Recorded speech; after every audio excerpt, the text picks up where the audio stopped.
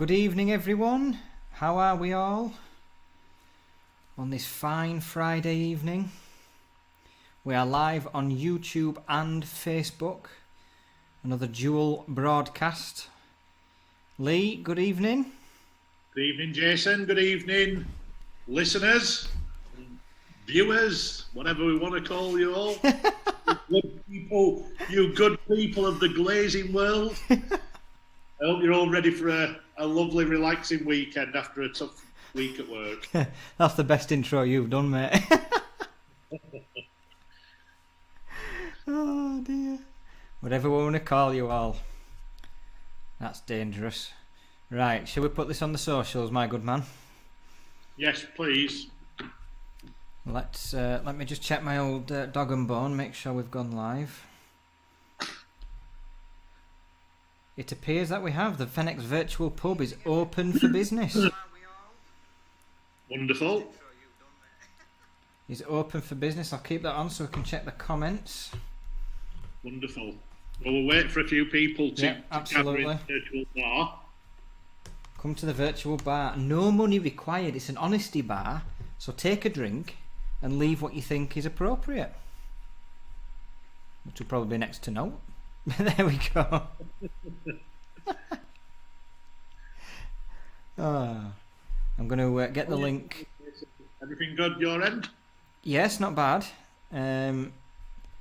Just getting the link to put on the social medias. Well, I'm going to open up my Facebook account so I can see comments. Anybody who wants to talk to us, if you're really sad enough to talk to us tonight, we'll take the messages on Facebook, if possible, please. You say that, but we're on YouTube and oh yeah, Soph's there, Paul's there on YouTube. Good evening, Paul. How are you? Wait. Are we on YouTube today? Then? We're on both. We're on both. Okay, so which ones do we want comments on? I think we need to establish which one we want. Let's go Facebook. Let's go Facebook. Okay. Let's go Facebook. I think we're forced into dual broadcast when we do these because of the software, but that's fine. Well, I'm just. What do you put? I'm doing it now. All right, I'm looking at the wrong company page and trying to find the link on Fenestration Digital. That's why I can't find it. Okay, I'm gonna open it up so I can have a chat with people. So that's on the Twitter. Let's put it on the LinkedIn.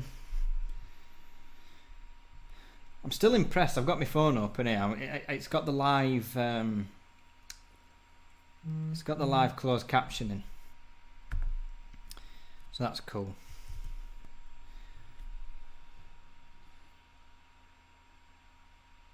So there we go. LinkedIn. And let's put it on the face space as well. Because why not?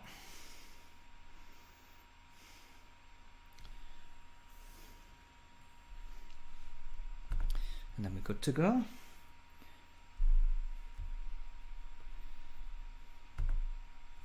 Cheers, everybody.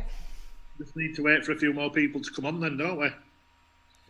Who have we got at the moment? Who am I saying hello to? Because I missed all that. We've got Paul on YouTube, Soph's watching on YouTube, and we've got 4 on Facebook as well. Already. Oh, we've got 6 on YouTube now. Very cool. Very good. Well, welcome everybody. Lee's going to give us his catchphrase soon. Hey, look, I'm having a night on the beer tonight. Hold on. Oh, he's got to. I'll wait until we've got more people to ask that question. No, that's fine. I'm on. Have you all had a busy week? Says Paul on YouTube. Yes, Paul. Yes, Paul, we have. Which Paul's this, by the way? Paul Ogden. Paul, I Paul. Yes, we have had a busy week, haven't we, Lee? We've all had a busy week. Yes, a very, very busy week, to be fair. And a good week. Yes, very good. busy but good. So we're not going to grumble about it. It's been hectic but very productive. Correct. So that's cool. We've got plenty to talk about today. Lots. Fenestration and non-fenestration. Yes. Including the weather where Lee is. The weather where I am? Not good. Not good. My tan's fading. Is it? Oh. I have to buy a sunbed soon if it carries on like this. You'll have to go overboard to Spain, see if it's any better. You're not far away. Yeah, I'm not. You're not allowed to travel. Oh, you're not? No. Fair enough. Getting tighter over here. So, but no, all good, and been interesting to see quite a lot of interactivity on Twitter this week as well from people we've not heard a lot from. So that's good. A lot. I'm just. Yeah, there we go. Yeah, Twitter's been fun this week. It's been pretty good. Fradders is here on YouTube. Good evening, Fradders. How the devil are you? Paul says you're looking well, Lee. Who does? Paul says you're looking well. Thank you, Paul. It's not very often I get compliments, so I'll take that. I don't feel very well sometimes. But no, it's no, to be fair, all joking aside, I feel a lot more relaxed and productive since I've took this work. What do you call it? A workation? No, I don't know. It's I don't know. It's not a sabbatical because that's when you don't work. I can't even call it a buzzman's holiday, can I? Because it's not. Well, it is, I guess. Yeah, maybe. I don't know. Got me England rugby top on. England boys played well last week. Well-ish. It was against Italy. If you can't put 40 past Italy, then you know there's something wrong. But we didn't play that well. We were very poorly disciplined again. You didn't watch it, lady. You're not an egg chaser. Well, I watched the first game, and on Andy's recommendation. Nearly made my eyes bleed. No, I do try and watch. Callum's here as well. Evening, Callum. He's on Kids Run as well. I feel you, Callum. Evening, Ducky. So Callum will either be back in about 10 minutes or 3 hours, depending how well it goes.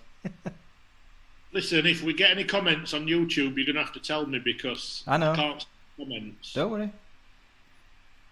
Ooh, 90 subscribers. We've gone up a little bit. Come on, people. Listen. Get us to 100 tonight. There's a lot of people on here that are watchers that don't subscribe. And it's criminal. Do it. It is. Absolutely. Get subscribing. If you subscribe, when I see you, I'll get Jason to buy you a beer. Can't say fairer than that. I'm skint, mate. I got no money. Or you can have a shot with me. Good. Yeah, that's better. Whichever you prefer. Subscribe. When are we going to be able to meet all these fine people, Lee? We said we'll have a Fenex get together, but I don't think that's going to happen this year, do you? I don't know. We'll have to see, won't we? It seems to be a repeat of last year, doesn't it? At the minute, but we will see. But I think we've got a few more people on, so I'll do my first one of the day. Michael's drinking tonight. Yay! I'm on lager from my beer tap. Yay! Portuguese lager. Yeah, Sagres. And I'm on. Am I saying it right? Sagres. I don't know. Sagres. Andy knows. Andy knows his stuff. Andy would have known. Lived out here, so. I'm on Doom Bar in the Zoom bar. Doom Bar in the Zoom bar. There you go. That must be favourite because every time I talk to you, you're drinking Doom Bar. I thought you were just going to stop there. Every time I see you, you're drinking. Yeah, that as well. I guess it does drive you to drink sometimes. What? Working in this industry or working with you? Both. Yeah. Yeah. Michael Hagan, sup, dude, on the YouTube, on the U-Space.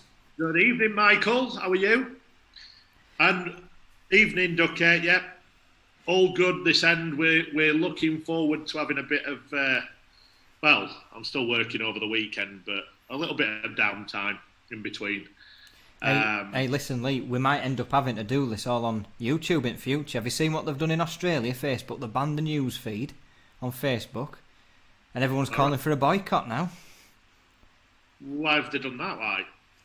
Because I think Australia wanted to introduce a tax for tech giants to pay to publish news, I think. Oh, no, that was it. For tech giants to pay publishers of news on their platform. Facebook said no. So Australia said, well, we're going to do it anyway. And Facebook said, well, if you do this, we're going to turn off the news feed completely and stop access to news. Which is what they've done. So that, I think, is the crux of the matter. Well, I kind of agree with Facebook there. So, I'm not even going to give much detail. I just agree with them. I don't. Yeah, to me, I mean, this was never an issue. I don't ever remember this being a major issue of importance. I don't remember the general public being up in arms about this ever. There's a freedom of information problem, because if you start restricting the news to the people who are going to pay, whether that be on our level or the higher level, then it's subduing. Well, Google's in the same boat. So, I think Europe's also considering this tax. Not a tax, sorry. This charge where they want to make tech companies pay publishers. So, for example, Lee, if me and you publish news stories on Facebook, for example, via Fenex, Australia, I think, wanted to make Facebook pay you. So we would get paid. Well, we'd get paid. Oh, I'm against Facebook doing this then. Yeah. I thought you'd change your tune. Right, so freedom of yeah, please.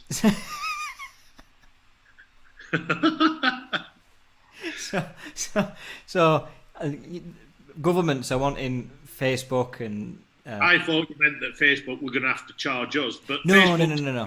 All joking aside, if Facebook get charged, they will end up charging us. So it's a null.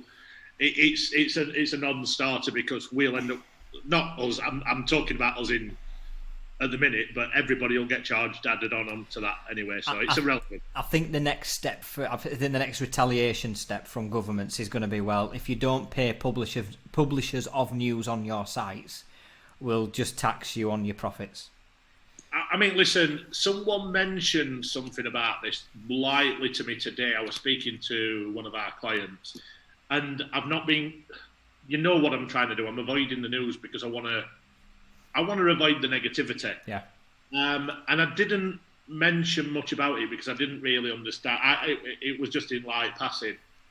But I guess this is the big boys hitting back of, like, your Murdochs of the world and co going, well, you're not going to take this all away from us. But kind of flex the muscles a bit and stop the big social guys taking control of the news. It is, but I don't know if it's too late. I think if that's the move they're wanting to make, they should have done this years ago. These platforms now are the biggest things in the world. I think that moment's long gone. That moment's gone. I mean, yes, Rupert Murdoch in the news world's still a big name, but he's got no power compared to Google and Facebook and YouTube and Twitter. He's got no power at all. What can he do? I'm not going to go down the political lines with this, because if I could get heavily involved with it's too heavy for past 7 on a Friday. Media companies and what and whys and but I'm all for getting paid for putting stories on. We need to move to Australia then. Anyway, you can tell we're in a pub. We can tell we're in a virtual pub. Look, I've got my cans and stuff lined up, ready to go. That'll last you about 5 minutes. You'll be back to fridging. Yeah, probably. So what's new, Lee? What's new? What's new with you? I mean, I think we should set a schedule out. We used to set schedules on this, so we're going to talk about with fenestration things, we are gonna give you an update 'cause we've got some really good news coming in from Fenex and the NFAs today. So we're going to announce that later on. We're not going to do that just yet. Lee's going to do that because I usually do. It's Lee's turn for the good news this time. What do I want to talk about in the fenestration industry first? I would say I want to bring up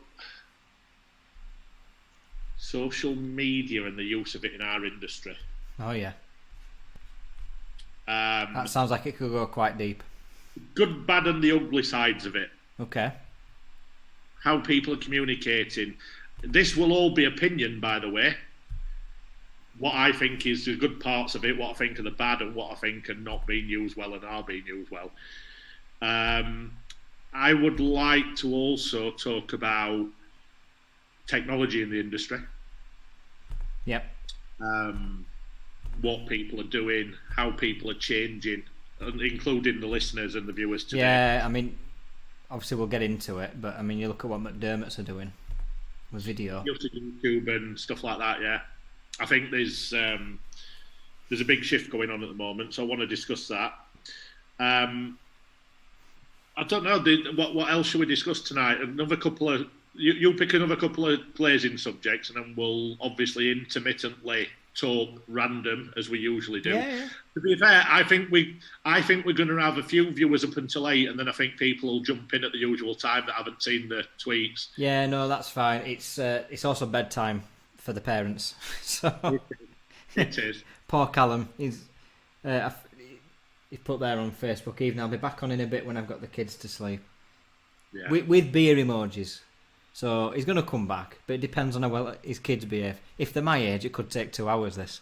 Anyway, I'm getting a bit disappointed at the lack of response from what's everyone drinking. It looks like everyone's having a cup of tea or something. Come on, people. Ducky will be on something, surely. Ducky will be on wine or...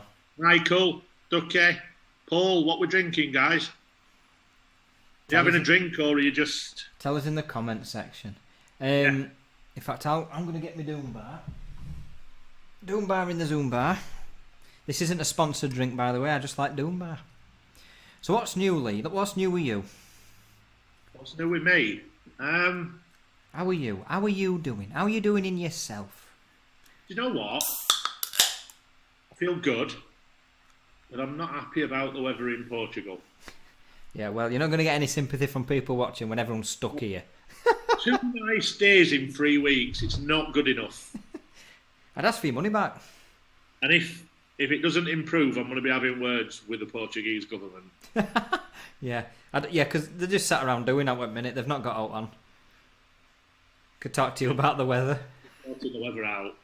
Because I'll just finish pouring this. it's not good enough, and I always feel better if I can get up and have my breakfast before work in a bit of sun in the morning. That's better. It for the last 3 weeks. Just a brew tonight, Paul. I'm good, and not a lot's new. Obviously, we're locked down. No, I would have out tonight until you said we had to do this video. I were going out, me. Well, it's the highlight, and I was saying this. I spoke to the kids on FaceTime yesterday.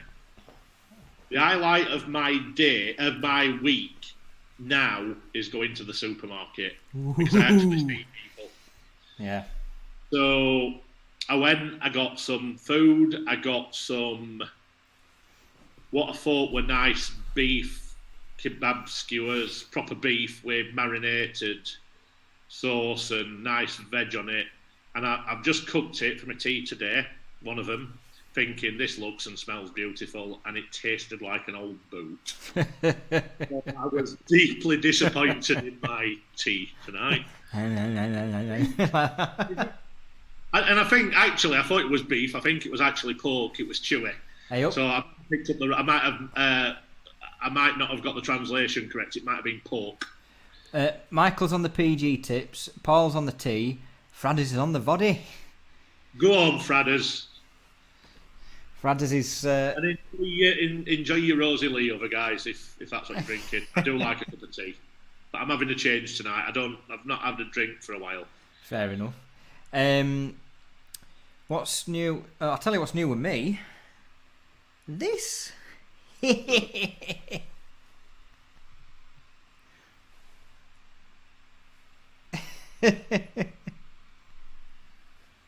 can't wait till you fall asleep drunk when I next see you. I'll get clippers art, eyebrows and hair will be gone and everything. I told you we're getting long enough, look. Good. Got my old top knot, there we go. Are you getting it long so when you can go back to festivals you can do your head? No, but I was driving in my car today and I thought that is one good use. When I can go back to gigs and stuff, I can let it go and I can do a bit of windmilling. Happy days. Oh, mate, gigs, do you remember them? Music gigs and festivals. Forgot what they felt like. It's that other thing. When I went to the supermarket, €6 for 2 6-packs of water. What's that all about? That's one thing I don't like about Portugal is having to pay for water. See, EU that EU. €6 for 12 1.5 litre bottles. That's very expensive. Yeah. That's very expensive. Right, well, I don't know what to tell you about that. There's not much you can do. And what else did I buy? This is the highlight of my week, going through my shopping. What else did I buy? Cornflakes. Cornflakes! I fancied a change. I've been healthy. I've been eating bran flakes as breakfast cereal. Oh, Lee's going wild with cornflakes here. Live on the dangerous side of that. That's how exciting my life's become. Is that your highlight of the week? Yeah, pretty much. It's pretty depressing at the moment. What can you do? I don't think I even bought anything exciting. I did. I bought some Maltesers. I know I shouldn't, but I bought some Maltesers. Ooh. I don't think there was anything else exciting. Well, you can spend the weekend laying on your back, blowing them up in the air, and eating them. Once, I can't do any of that. You what? I ate them all last night and today, so I've got none left. It weren't a very big bag, but yeah. Oh. So that was my excitement of the week, going into Marché. Well, wow. And that, just to give you an idea, because I think this is important, that anyone who's not been to Portugal, you've got your different levels of sophisticated shops, right? So you've got Aldi, which is the cheap end where there's not much choice. It's just basic brand stuff. You've got, what's the other one called? Lidl. No, I haven't found a Lidl. You've got Spar.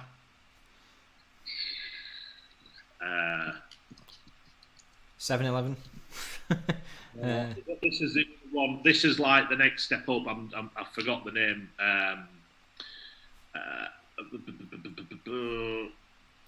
This is the show, by the way. This is the show for the next 2 hours. Lee looking at Portuguese supermarkets.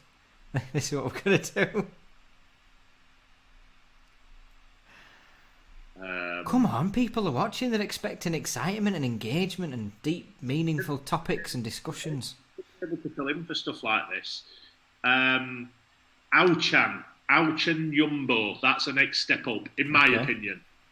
Are we talking like Morrison's level of supermarket there? Yeah, ish. Then you've got into Marché, that is kind of, I would say it's between a Tesco and an Asda. Then you've got Apollonia. Is that like the Waitrose and Ocado of Portugal? I would say, I don't know, because Waitrose, I'm going to get to Waitrose in a minute. There is actually a Waitrose, which is kind of a mix, so it's not. I would say that is on the level with maybe kind of if you were to brand Portuguese side, maybe an M&S kind of shop. Oh, so fairly posh then, fairly posh. Very expensive, but it's overpriced for everything that's in there. It's not that spectacular, but it's overpriced. That's a bit harsh on M&S because they're not that overpriced, but you get where I'm coming from. Oh, they are. Some of it is, some of it isn't. There's some nice stuff. But anyway. Michael on YouTube, Tazda. And then you've got your English shop. Now, this is the problem I've got. Because, as you know, I'm trying to keep healthy. So there's an Iceland in Portimao, which is the next major town on. Right. And it's a mix because it's got 3 shops in one. It's a mix between Iceland, Waitrose, and something else. Sainsbury's. It's got the 3, like all the stuff that you'd get in them imported. So that's kind of my go-to place if I'm wanting something that I can relax. Like if I want salads or fruit or chicken or just basic stuff, everyday stuff, I'll go to the Intermarché. If I want something different, I go over there. Now the problem you've got is, and this is my vice, as you know, my biggest problem, and I've come out here for a reason to try and get healthy, is avoiding fast food. The problem when I go there is there's a big Burger King right next to it. Ah, well. Did you have one? I've had 3, 4 since I've been here. Well, that's not too bad. I thought you were going to say there's 3 this week. So it's not good, is it? So it's worse than a 1 in 2 chance of me going to Burger King. So I'm trying to avoid going to that shop as much as possible. Right. And you don't have deliveries around your place, do you? Because you're quite isolated. No. Right. Okay. Fair enough. So it's a bit dangerous. So I'm doing my best not to go to Portimao because there's a McDonald's not far away from that as well. Michael on YouTube. This channel has changed. I know, we don't talk about windows on this. I don't know what you think you're here for. Don't talk windows here. How's Michael's week been anyway? What are you up to, Michael? And what's Fredders up to? I've not spoken to Fredders for a long, long time. I hope you're both well. Fredders, Michael spoke to Michael this week about various things. We like Michael. He's a good lad, is Michael. He's good people, is Michael. From good stock. He's from good stock. He was born well, was the dear chap. He was born better. What was the first topic you wanted to tackle, my good man? I think my dear old thing. Social media. No, we'll keep the social media one for later. Yeah, that's a juicy one. That's a juicy one. I want to go back to customer service and communication. Yes, I feel like there's a lot of people on here who would also like to talk about that this way today. How's everybody finding the customer service out in the window in the glazing industry at the moment? Pardon me. I know we talk about it quite a lot, but it's interesting to get feedback, every so often. And I think we spoke about it about a month ago. And people tended to start to say, well, the feedback we got on our video was that it was starting to get a bit better. But it seems like there seems to be a lot of grumbling again over the last couple of weeks. Yeah, I think if a teacher was to grade it, mate, I think they would put lots of room for improvement. There's some companies getting it right. There is. It's not everyone. But if you go on the forums, Lee, I mean, me and you spoke about this earlier on in the week. The forums are ripping the industry apart on customer service. Whether it's on Twitter, whether it's on Facebook, and people are getting vocal about it now. If they're not happy, they will go and voice their disgruntled opinion. And it is always about customer service. It's always that. It always comes down to that. And I don't even feel like product quality is an issue at the minute, because I think people accept, perfection doesn't exist and you are going to get problems. I just think people want to feel like they're being listened to. And it's very clear that there's a significant portion of the sector that doesn't feel listened to. Michael, we're doing I want to stop you in your track just 1 minute. Yeah, no, go on. Paul has just said he had his big birthday last week, the big 6-0. Paul, I didn't realise you were that old. Really? That you're never 60. Well, happy birthday, and I hope you enjoyed it as much as you can in lockdown. Cheers, Paul. Happy birthday, my good man. Happy birthday, mate, and I hope you got looked after. I hope you got looked after by whoever's around you. I know it's a bit difficult to celebrate properly at the moment, but yeah, there's. I didn't realise Paul was sick. I mean, flipping heck. Didn't even realise. Good man, Paul. Good one. Sorry, Michael he was saying in the comments on YouTube, we're doing quite well from it. Got 2 new trade customers this week due to other big companies' customer service. Well, as they say, when from every crisis there is an opportunity, and if we are in a crisis of customer service, then it gives gives the companies with good customer service an opportunity to pick up new customers. Which is obviously what Michael at Aztec is doing right now. He's picking up customers. But I know Michael runs a tight ship. He's got a good business going on there. Well, it's sorry, I go on. Tell you what, and we'll cover this more on the social media side as well. It's a bit hit and miss with me because I go on the Facebook forums and I don't get as involved because I don't want. I think it's nice sometimes to keep your distance from stuff like that when you do what we do. Abigail's here on YouTube. Hello, Abigail. How are you? Abigail. I think it's a bit of a mixed bag of the kind of people that go on Facebook forums because there's some people who treat it with respect. But I've said this before, there's some people that go on the Facebook forums that are so... I mean, look, I can't believe I was watching. No, I'm going to save it for social media. That I sent you the screenshot. I'll come into that later. This is, I think, the difficulty with this subject now, Lee, is social media and customer service now come hand in hand. Yeah, but yeah, but there's some people who just haven't got a like. They're so. Well, I've often asked the question: is how. There's some good people in this industry. How does it get a bad reputation? And then I look at some of the things that go out on social media and I think, that's why the industry's got a bad reputation. Yeah. And there's people laugh about it and there's people joke about it, but it's horrific. Some of the... I mean, I'll come to that on the social media chat. But I don't know. There's, like I said, there's a lot to talk about on the social media end, but customer services... We've talked about it for the last couple of things. For the last couple of videos, it's going to be the biggest thing this year. It really is. I think it's going to make and break companies, especially when the sector looks like it might be as busy this year as last year. Companies at the sharp end, so installer level, cannot afford any delays, any mistakes, or they need as minimal as they can cope with, because if we have got 2, 3, 4 months of work booked in, installers, they need things to be right.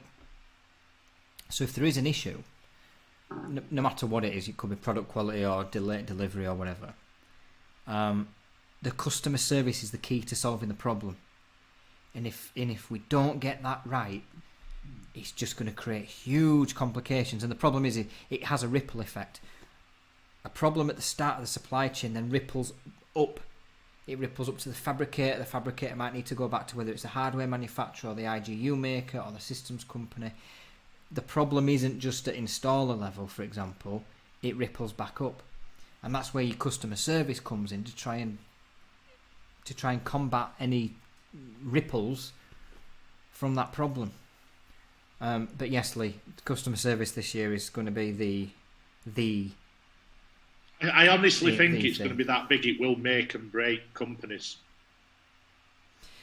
Listen, we know through what's being talked about on social media, we know the ones getting it right, and we know the ones getting it wrong, and the ones getting it right are growing massively. They're stealing market share, they're stealing customers. And installers are no longer prepared to wait for things to get sorted. They will just go to a better alternative. They'll vote with their feet, won't they? Yeah, and I don't know because I've been that busy the last couple of weeks. I've not kept as close an eye as I have been on talking to it. The conversations within the industry have been few and far between the last couple of weeks for me because I've been busy with internal stuff. But it's always interesting to keep an eye on it and where it's going because it's an ongoing subject. I don't know whether the supply chain's still having an issue because I've not spoken to people in the last couple of weeks. So, mate, I spoke to someone yesterday. You know how the cost of shipping's astronomical. It's gone up again. Spoke to someone yesterday. I won't say who, but they were telling me shipping container $13,000 per container. Wow. It was around $1,500. So you're looking at nearly 9 times the amount. So again, being out of the loop for the last couple of weeks because I've been busy internally, I take it the price hikes are still going on and people are pushing prices up. Yep. Yeah. Mate, they're coming in every week. How is it being taken by fabricators and installers out of curiosity? Because, like I said, I've not kept an eye on it. People accepting it as because obviously everybody knows. I mean, it's quite now well publicised the problems we've got. Not we personally, but I mean the supply chain is knackered. I think had this all happened in normal times, there would be uproar. But people are fully aware that the world hasn't enough ships to get things about. And I mean, just for anybody watching who may not be aware or watching back, I mean, essentially what's happened, because the world has stopped flying, air freight has just dropped off a cliff. Meant when me and Lee get on our planes to go on holiday, they don't just transport baggage, they transport cargo. But of course, if no one's flying, cargo can't get around. So the only way to ship things is on these huge container ships. But of course, there's only so many of those to go around, and there's only so many containers to go around. And they're all in the wrong places because they're going everywhere and anywhere, which means the shipping routes, the ships and the containers are going to the highest bidder, the companies with the most money to just throw at delivery, which unfortunately is pushing the price of shipping, hence the cost of goods up, and not just by a bit, by a lot. And let's be honest about this. All the companies who rightly are putting in what they're calling temporary shipping charges, or however they're branding it, they won't reverse. They will stay.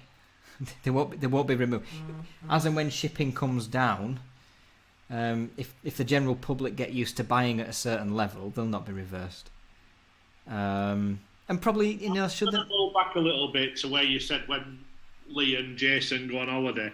I don't fly first class like you and carry all my crowns and golden cars to get in. So, I'm sure you don't get much shipping on your kind of flights in your private jets.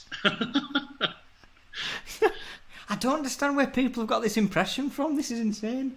But yeah, that's why the cost of everything's going up. And look, it's like oil prices, and petrol prices. We're all assured that when things return to normal and prices come down, we'll get passed on the cost savings. We won't. We never do. We never will. So I think the only advice I would give to companies announcing price increases is don't say it's temporary, because it's not. It won't be. Just, put the prices up. We're all pretty accepting of the situation. And just get on with it. But yeah, I mean, $13,000 a container, Lee, when it was $1,500. It's ridiculous, but supply and demand and exploitation, that's what always happens. I can't see it coming down until any kind of significant flying returns, which ain't going to be this year, is it? So, Because how much longer? There'll not be many companies that are able to carry on, let alone put many flights on. They're struggling already. They've been struggling for years. So, although did you would have read this? Ryanair, sorry, Ian. Isn't it true Jason has a full set of Louis Vuitton cases in tow? No, not Louis Vuitton. Not Louis Vuitton. Yeah, Ryanair. They took the EU to court this week because I think a French and another European sort of national carrier, they got bailouts from the government, which I don't think is usually what happens in the EU. And Ryanair took them to court because they said they shouldn't be getting the bailouts. But that's how nasty they are. They want to see their airlines die a death as quickly as possible. Well, but that's what's his name who runs it? Yeah. What's his name? I can't stand the guy. Is it O'Leary? Summit O'Leary? Michael O'Leary? I don't know, but I've never would and I never will go on one of his planes. Not unless it's literally the last option ever. I went on one. It was like a flying bus. It was awful. Absolutely awful plane. You see, I've got a problem with people who hide charges, and I don't like the way they go about the business, because when you're looking for flights, I don't just buy on price, but it winds me up when people have hidden charges and you start going into bookings and it's this is this much, this is that much, and it winds me up, and they're the worst for it. Yeah, massively. Massively. And I don't like dishonesty. I'm an honest person and I do not like look at him, it were kicking off this week. It was kicking off this week. I'll have to find who it was, but 2 European airlines got bailouts to stop them going under, and he took the EU to court. Bearing in mind he's in Ireland, and Ireland's in the EU, so he took his own organisation to court to stop it, to try and stop bailouts of the other airlines. Capitalism, don't you love it? But I'm not going to get political tonight. No, not tonight. But I'm not going to stop plugging this all night because I want to reach 100 subscribers tonight. Guys, there's a lot of you who have not subscribed to our YouTube channel yet. Please, please, please subscribe. If you do, it'll help. It'll help us. It'll help us massively. We've got 90. We're trying to get to 100. I'm pretty sure there's quite a few of you who haven't subscribed. Abigail, Paul, Fradders, Michael, have you all subscribed? You better have done. All you've got to do is click subscribe. You'll get notifications. If you don't want notifications that we're on, or we can notify you so you know that you can avoid us. There is some good quality content that we put out with other people, with webinars and stuff like that. Some cracking videos with De Koenig and VBH on there. It's definitely worth subscribing to. So please let me see them going up. Otherwise, I'm going to mention it every 10 minutes. Yeah, and hold on. Ian on Facebook is just talking about these bailouts. Wasn't it Lufthansa get bailed out by the German government? I think it was Lufthansa, and I think it was you might be right, Ian. Lufthansa, if it's a German airline, they're the biggest one, so it will be them. There was I'm sure that the other one was a French one. But yeah, it's state aid, that, isn't it? And Ryanair didn't fancy it for his rivals. Nice guy. So there you go. Do you want to talk about social media, or do you want to break the good news to everybody? No, I'm going to talk. I think there'll be a lot of people come on at 8 because there's a lot of people expect us on at 8, and the ones who haven't seen, so I'm going to save that. And I'm going to save the good news until 8 as well. Okay. But that's fine. What I do want to talk about is something there's 2 things that are non-industry related. Hold on, Lee. Breaking news here. Michael says, if you subscribe tonight, Lee is going to take you out for a slap-up meal and a couple of pints. That's not completely true, but what I will promise you and I said this earlier on for anyone who missed it, when we can eventually meet up, if you can prove that you've subscribed, Jason will either buy you a pint or you can join me for a shot of whatever I decide is going to poison us all. So there you go. I can't say fairer than that. God. There you go. You're going to do me out of house and home here, mate. I'll have to sack my butler, as Ian thinks I've got. Here you go. I'll tell you a little bit about Jason. I think we've got more viewers on YouTube tonight than Facebook. I know, I've noticed that. I'm keeping my eye on the chat on YouTube. Jason is competitive and is a bit of a cheat sometimes when with sport or games he's competitive, right? And me and Jason have been having a limbo competition, and Jason always cheats at it. How low can he go? Oh. There you go. Nice early joking for you. Michael saying U-turn on that slap up meal and pints offer. That's not a U-turn. That's exactly what I promised. I keep my word, me. Jason buys you a pint or I buy you a shot. I will advise you, if you get in shot, if you have shots with me, it becomes dangerous. Thing is though, go on. No, go on, go for it. I think you have to drink what I'm drinking. Yeah, that's the rule. That's the rule. So you've got to drink what Jason's drinking, or you drink what I'm drinking. So if it's an imperial milk stout, for example, from one of my craft beer favourites, then tough. You just have to have one of them. You either like it or you don't. So there you go. Well, there's two topics. Two topics outside of the industry that I think are relevant. And I want to ask questions about this because I've not been keeping an eye on news, but I've caught wind of it on social media today. One of them I'm very interested in: Mount Etna erupting. Yeah, and no one's talking about it. I know, that's what I'm fascinated with stuff like that. So I want to know what's happening because I've been avoiding news, and it'd be interesting to know what's going on. And the other one is the Mars. Did you watch it? We watched it live. It was fascinating. I love out like that. But yeah, Mount Etna.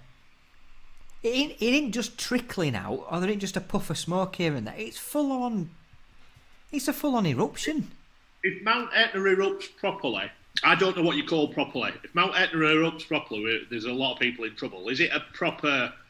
How bad is it? Because I've not been watching. There's no one in danger. There's no major villages or towns nearby. But it's enough to have shut a local airport for the ash and the smoke. It's similar to the Icelandic one then.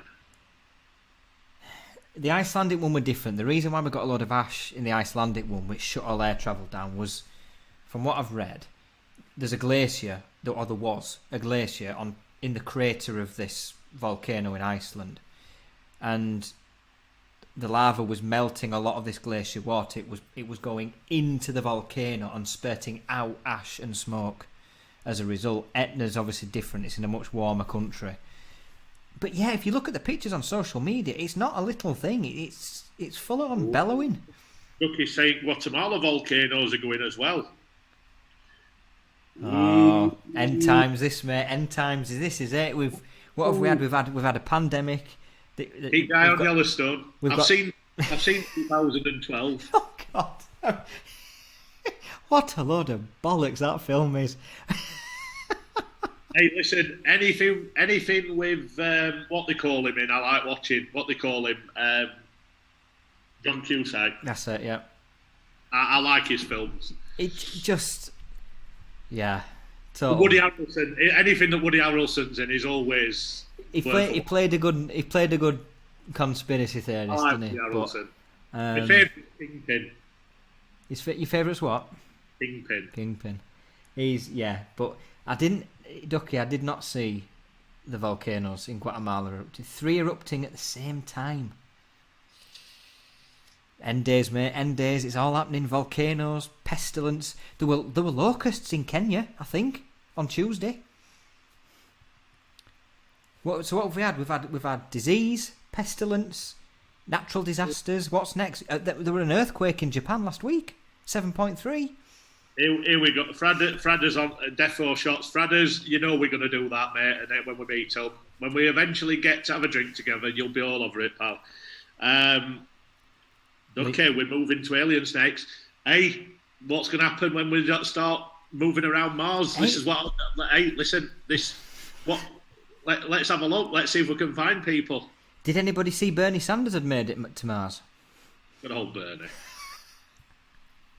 It took literally 20 minutes for that image to be doctored with him in it, and it went viral immediately. Like literally, as soon as that image was published, Bernie were there. On a serious note, though, I'm quite interested to see what they do with this. Have you seen the pictures? Well, no. Like I said, I'm avoiding news on purpose, but I am going to go and, when I finish this tonight, I am going to go and have a read of some articles on both the volcanic stuff and the Mars one. Me and Soph watched it on TV last night, the NASA control room.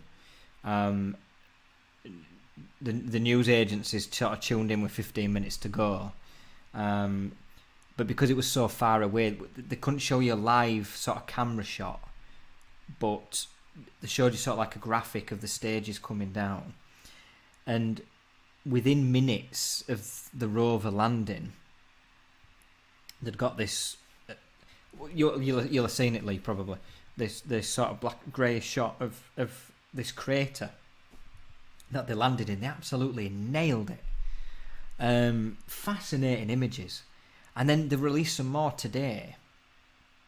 They'd got a camera on the sort of the rover delivery vehicle. Yeah. Pointing down, so you could see the crater it was aiming at. Pointing down. You need to have a look at the images, mate. They're fantastic. They're brilliant. But we'll have a look tonight. Like I said, I don't want to be scouting news because I'm trying to. It's just all doom and gloom all the time. I want to keep positive, but I will have a look for them because it interests me, that sort of stuff. Well, it's there for 2 years. Is the rover. But yeah, some of the pictures, I love all that. I love watching the rocket launches. I love watching sort of the landings of the rovers and stuff. I think it's fantastic. Love it, absolutely love it. And Elon Musk wants to send people to Mars inside 10 years. Does it 5 years? 10 years? 5 years? With SpaceX, his space company. Elon Musk. He's not messing about, is he? He is not.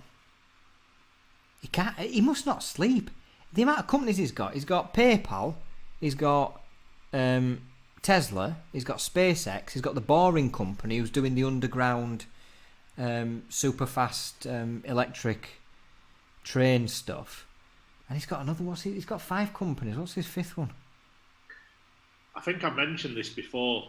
His business model is something that it's so different to everyone else's because he invests in that many big ideas. And I was reading it was quite a detailed article of how he works, and it's all risk-reward ratio. So he expects 80 or 90, or it might even be as high as 95% of his projects to fail. But when one hits, it's big.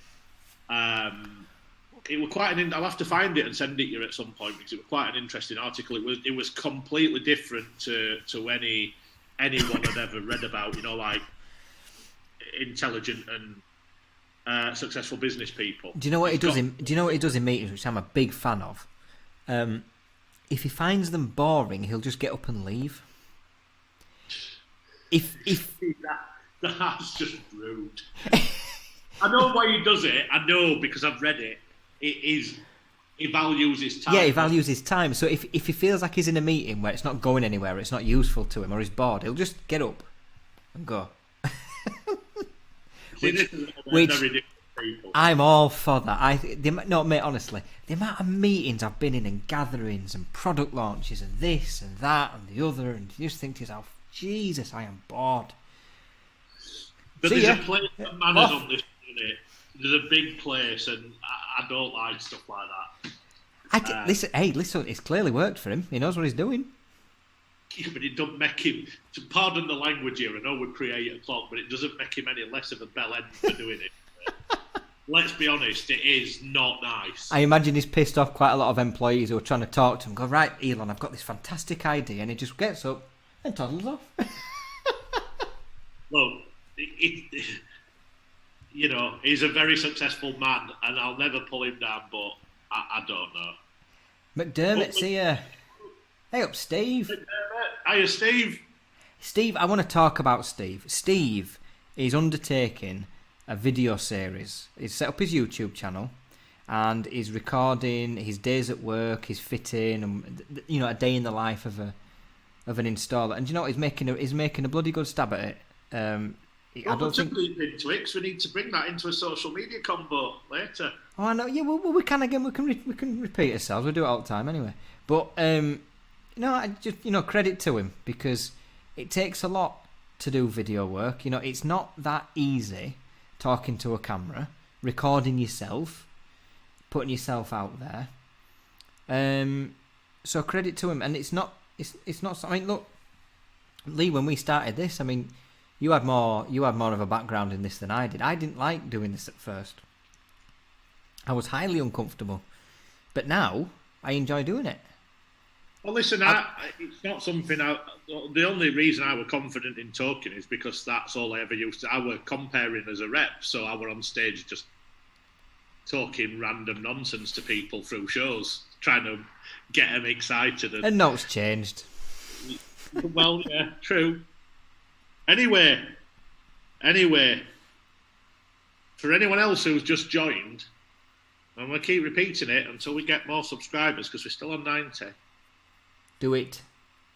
Stephen, you'll like this. If you haven't already subscribed to our YouTube channel, if you subscribe and you can prove it when we next meet up, yeah, you either get to drink a free drink from Jason, whatever he's drinking, whether it be a pint of Guinness or stout or whatever real ale he's drinking, or, talking about shots, you can have a shot with me of my choice. A shot of drink, not a shot at, taking him out and romancing him.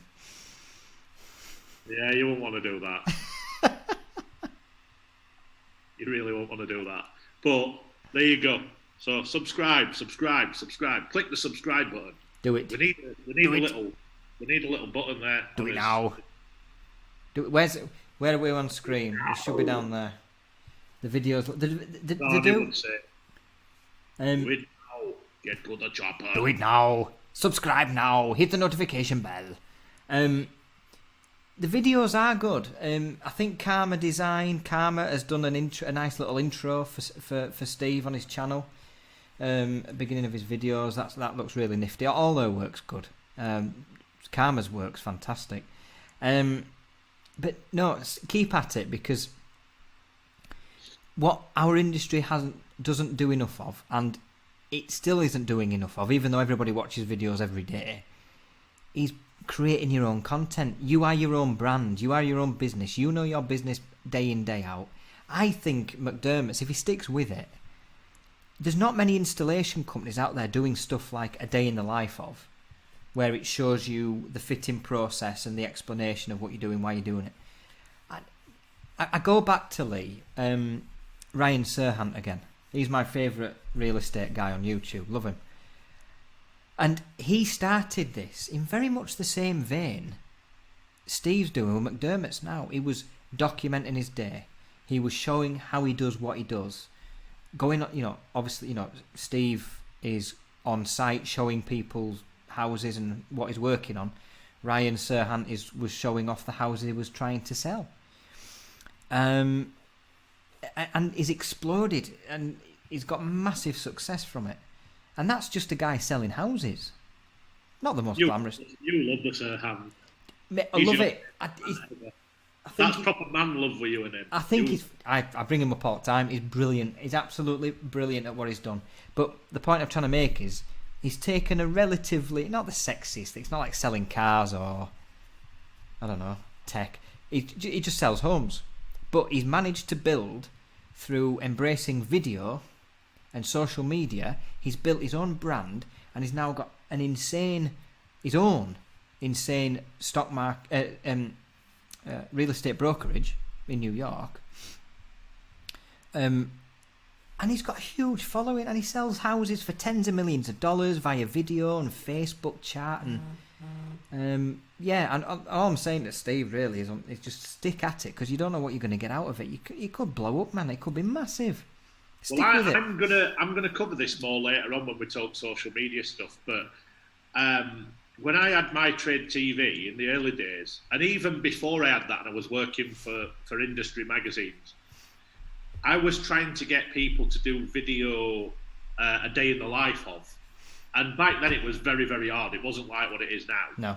I would love to start getting a proper, not just the video of an installation, but a full day of getting up in the morning, from having breakfast, getting ready for work, the routine, from start to finish, from getting up and having your breakfast to coming home and finishing your day. And I'd love to start covering that in magazines for people who are willing to do it. Because I think people like real life stories. And I think it hits home with a lot of people. I'd love to be able to do that. I mean, I could always do it on the sales side, but I don't know how interesting like the middle of the day will be. Because you obviously you're not going to show a full day. You edit it down and do the interesting bits.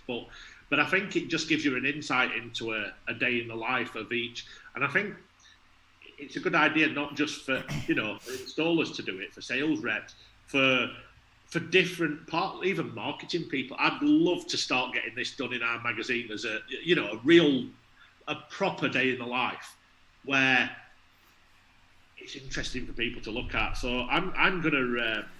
Well, I mean, look, I'm happy to do it if others are happy to do it as well. If we want to do it, like we could do like a series. I think we should. I mean, Steve says he loves your hair.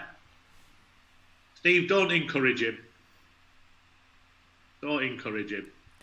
This is new hair, mate. This is top knot. Please don't encourage him. If people will do it with me, I'll happily document something like that, Lee, and do a video on it. Well, like I said, I'm all for having a look at stuff like that moving forward. Like I said, it's something I wanted to do a long, long time ago, and no, it wasn't the same. The cameras weren't as smart with the phones, so it would have took a proper video. I think you can do it with your phones nowadays. Yeah, you can. Yeah, you can take all the video snippets and stitch it all together. Callum's back on Facebook with the beer. That's not a bad bedroom. Sort of bedtime routine, mate. That's pretty good. McDermott, hoping some of the mistakes will make it real, honest and funny. I think that's what it's about. It's real life. That's what I really want to get to the bottom of in stuff like that. That's what people engage with. And that's what we don't be. We're never structured on this. You know what? When we're trying to be just a self and. Well, we are. We can't be anyone else, and I think people appreciate that. I think you've got to be yourself. There's no point. Let me just remove this script away from. You've never followed the script in your life, you man. Never. But I think it's important that you. Yeah, I know. I've just seen that comment. Cheers, Callum, for that. Thanks. It's made me giggle. It's put me off. Brilliant. Callum, thank you. Cheers, Callum. I don't look like that, do I? That's brilliant. Brilliant. Hey, look, Steve's got long hair. Mine is in a bobble on Monday.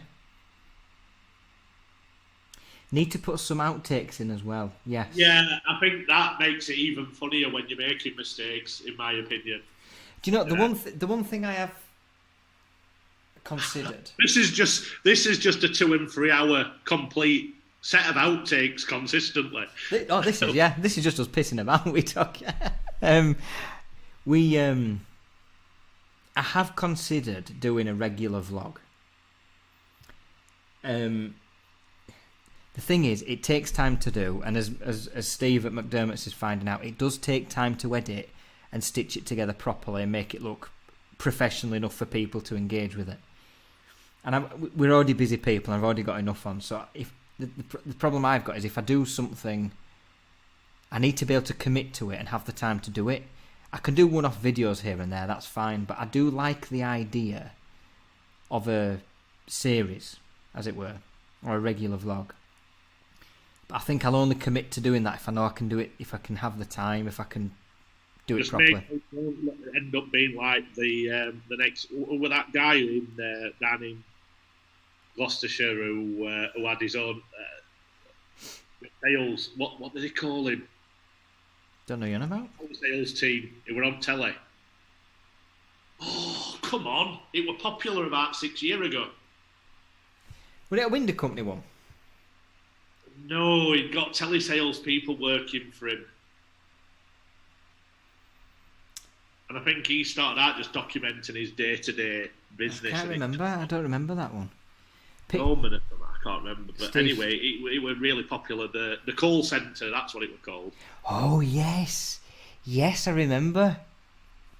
Didn't go well, that, did it, in the end? But that's when things go. That's an example of it going pear-shaped. But to be fair, you know, you've got to... He was a tool, mate. He was a tool. He was. What was his name? I can't remember his name now. You know what I mean, though. I do, yeah. Steve saying, pictures don't show real life. It will be interesting to see what the feedback is from customers. Our last customer with the bow windows was happy for us to film, and their 2 children wanted to be in it and famous. Fair enough. There you go. And that's a good thing as well. It involves, especially with kids, they love stuff like that. Steve saying, you're doing an awesome job. Oh, thank you. I can remember you blogging years ago.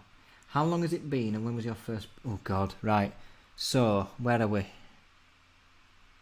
2021. God, do you know how long I'll have had DGB, Lee? Fair while. In March, it'll be 12 years. 12... You've been upsetting people longer than Boris Johnson. So... I'll be back. I won't be a second. Nev Wilshire, Nicola's watching. Nev Wilshire was his name, Lee. Call centre Nev. Yeah, call centre Nev. So, Steve, yeah, so I started DGB on the blogger platform Google had way back when, because it was free. And yeah, I published my first post in March.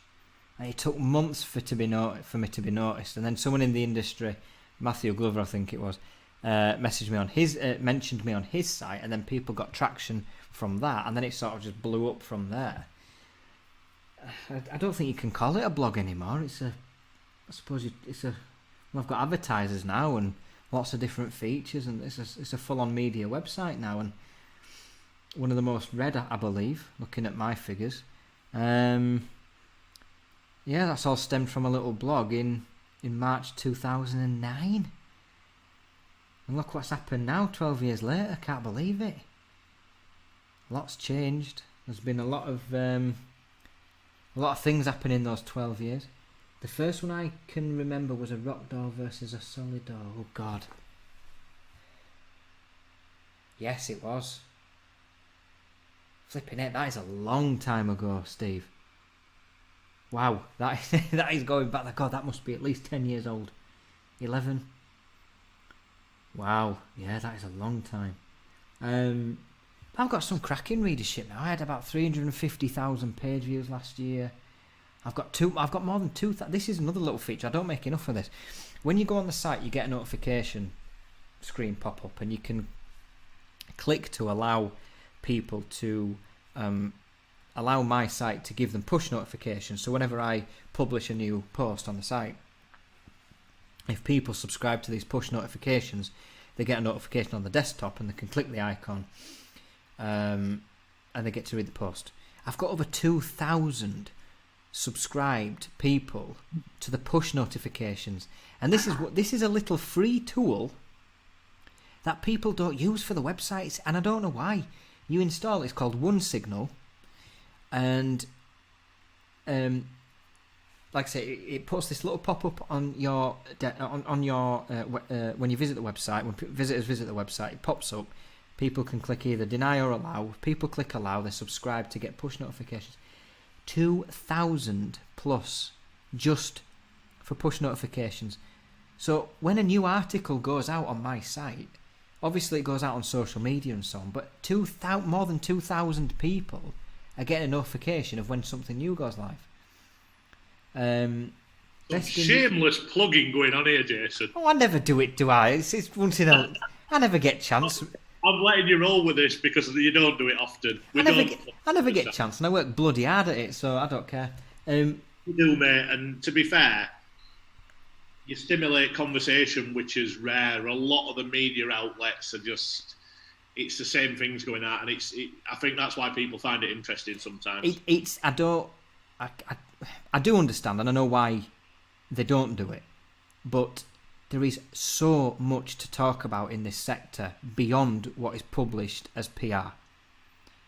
Miles. I mean, obviously, nearly every day I manage to publish something new of myself. Obviously, my advertisers publish their own content on there, which is absolutely fine. But there is tons and tons and tons to talk about. And you would get so much more engagement if you approached subjects that people, for example, like me and Lee today have talked about customer service. I've written about that in the past. There's been some rumours about the Green Homes grant this week. That's gonna come up on the site next week. And these are subjects which matter to everybody in the sector, I believe. Steve's been too kind here. Best in the industry by far and can't be touched. I love Steve. Steve's awesome. That's Steve, how long we've known each other. Give him too big a head, mate. He's already got a big head. He'll be walking out like one of them. Do you know them? What do they call them? Bobbleheads that have got a right big. You know them toys that. Honestly, he'll be like that soon. Don't big him up too much, pal. Steve saying plug away. I'm not plugging. Look. I take pride in what I do. I hope people find it useful. I hope it stimulates topics which don't normally, but should be, talked about. And hopefully people find it useful. Me and Nicola, who works for Fenix, were talking about this sort of stuff today. In general, and with somebody from within the media about not just pushing PR and not just pushing adverts out. There's not enough thought process goes into the readership and the viewers, and I think that's important, and that's why you do things differently. It's why we do things differently on here, is because you've got to. It's all right. We've got sponsors. We've got products that we want to promote for our advertisers. Of course we do, but you've got to mix it up a little bit. You've got to, because it's readership. This is why. Look, I've just mentioned I'm not a big news fan. I try and avoid it like the plague. But they talk about stuff that stimulates conversation. Whether you like it or agree with it or not is irrelevant. But it gets attention, and it gets then people looking at the content, which is what you're then selling advertising around. I'll give you an example, Lee. When at the beginning of January, when lockdowns were first coming in, or lockdown 3 was first coming in, I was doing my best to give people the up-to-date information as soon as possible, because it can take time for, because trade bodies have to disseminate the information and form an opinion and then speak to members and stuff. But what I tried to do on that particular subject was get the information straight from the government website, straight onto my site, and try and decipher what it means for us as a sector. Which is what I did when the government of Scotland published theirs, which is what I did when the English government published their information. And I hope people found it useful. It got good traffic, which shows people were interested in it and wanted to figure out what was being said and what it meant for them. And as we know, the Scottish position was different from the English position. But no other, as far as I'm aware, there was no other major coverage of the lockdown measures, and I found that completely baffling because, I mean, this affected and continues to how we work, but it's not mentioned, but it affects everything. You know, installers in Scotland still cannot work in people's homes. But where was that talked about? I mean, that is a really important thing. But where was the coverage of it? Where was it? It wasn't there. As far as I'm aware, DGB was the only one to talk about it.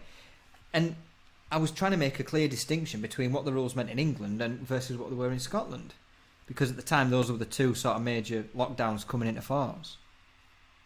And Wales was very much in a similar position to England. But one of the biggest issues to affect how our industry operates, and no other sites were talking about it. You see, in all fairness, and I'll back you up on this, you do stimulate a lot of conversation. I know you'll have people who don't like that because they like things to be all on track and talking about the positives, but sometimes there's stuff that needs talking about. Well, yeah. You know me, mate. I've known you for a long time, and I don't always agree with everything you post. And I would expect you to. And if I think you've taken things too far, I do tell you. But you've got to stimulate conversation, and I think you definitely do that. And on top of that, you like to have a good gossip. Hey, I haven't gossiped in years. Give over. You don't have a good gossip. But listen, it is what it is, mate. And listen, it would be a boring world if everybody just agreed with what everybody said. I wouldn't expect half of the people to agree with what I'm saying, because obviously the point of what I do is opinion.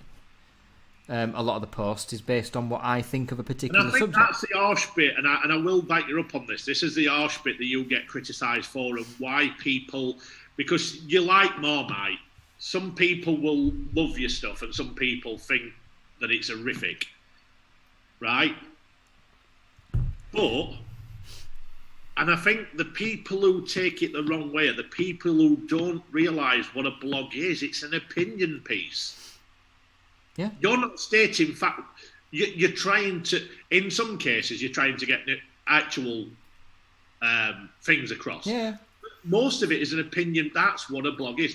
And I'll come to this on the social media chat later on, is how people I don't think people understand what social media and some of the things are. And it's how people are using it, and they don't understand like a blog is literally mainly an opinion piece. Yeah. People take what you say quite literally. Oh, you're wrong. Well, that's what this is about. It's about... Fine, and do you know, and I welcome it. Engage it in the comments section. Leave your comments. And I nearly always respond. You know, and if you don't like something, tackle me on it. Don't just go quiet or say some snide comment on social media without actually tagging me in it. You know, have the backbone to engage me on it. And nor do I, you know, it's, but yeah, and I know, and you're gonna, I know the point you're gonna make when we approach this subject. So, but I don't think people. I think if people knew how to use social media properly, I'm not saying that obviously a lot of people do, but some people don't understand the basics of some of the social media, that there are opinion pieces. If they understood that, they would see that it's not you trying to be pious, shoving it down people's throats. It's you giving your view, and that's that for them then. And the good thing, mate, listen, I'm not silly. You want stimulation on both sides. You want that to be that way because that's what will stoke conversation. But that's what a lot of people don't understand, is that it is to start a conversation. Some people will agree. Some people will think, no, that's wrong. But I think people react the way and it's not just this industry, it's media in general. It's very diversive. People just tend to take one side or another rather than looking at it objectively and saying, do you know what? Yeah, I don't agree with you. So they'll get into a conversation. It's very, and if you're an idiot. I'm not just talking about you here. No. I'm talking about in general. Yeah. You're wrong, and I don't ever want to speak to you again. Or you're right, and I just want to talk to you and not them. There's too much. There's not enough open-mindedness to have conversations. People live in their own echo chambers. But if you look at the comments I publish, there is you can't get any more. If you look back at the comments published, they swing from one side to another, which is fine. That's what we want. We need a range of opinions, because that's, like you said, that's how you get the conversation going. That's how you stimulate a new subject. Hey, listen, mate. I'll take it. I'll take it to and I used to listen to this for the comedy value, because I think it's very clever. A lot of people who are into sport listen to Talk Sport, or they don't listen to Talk Sport because of what it is, right?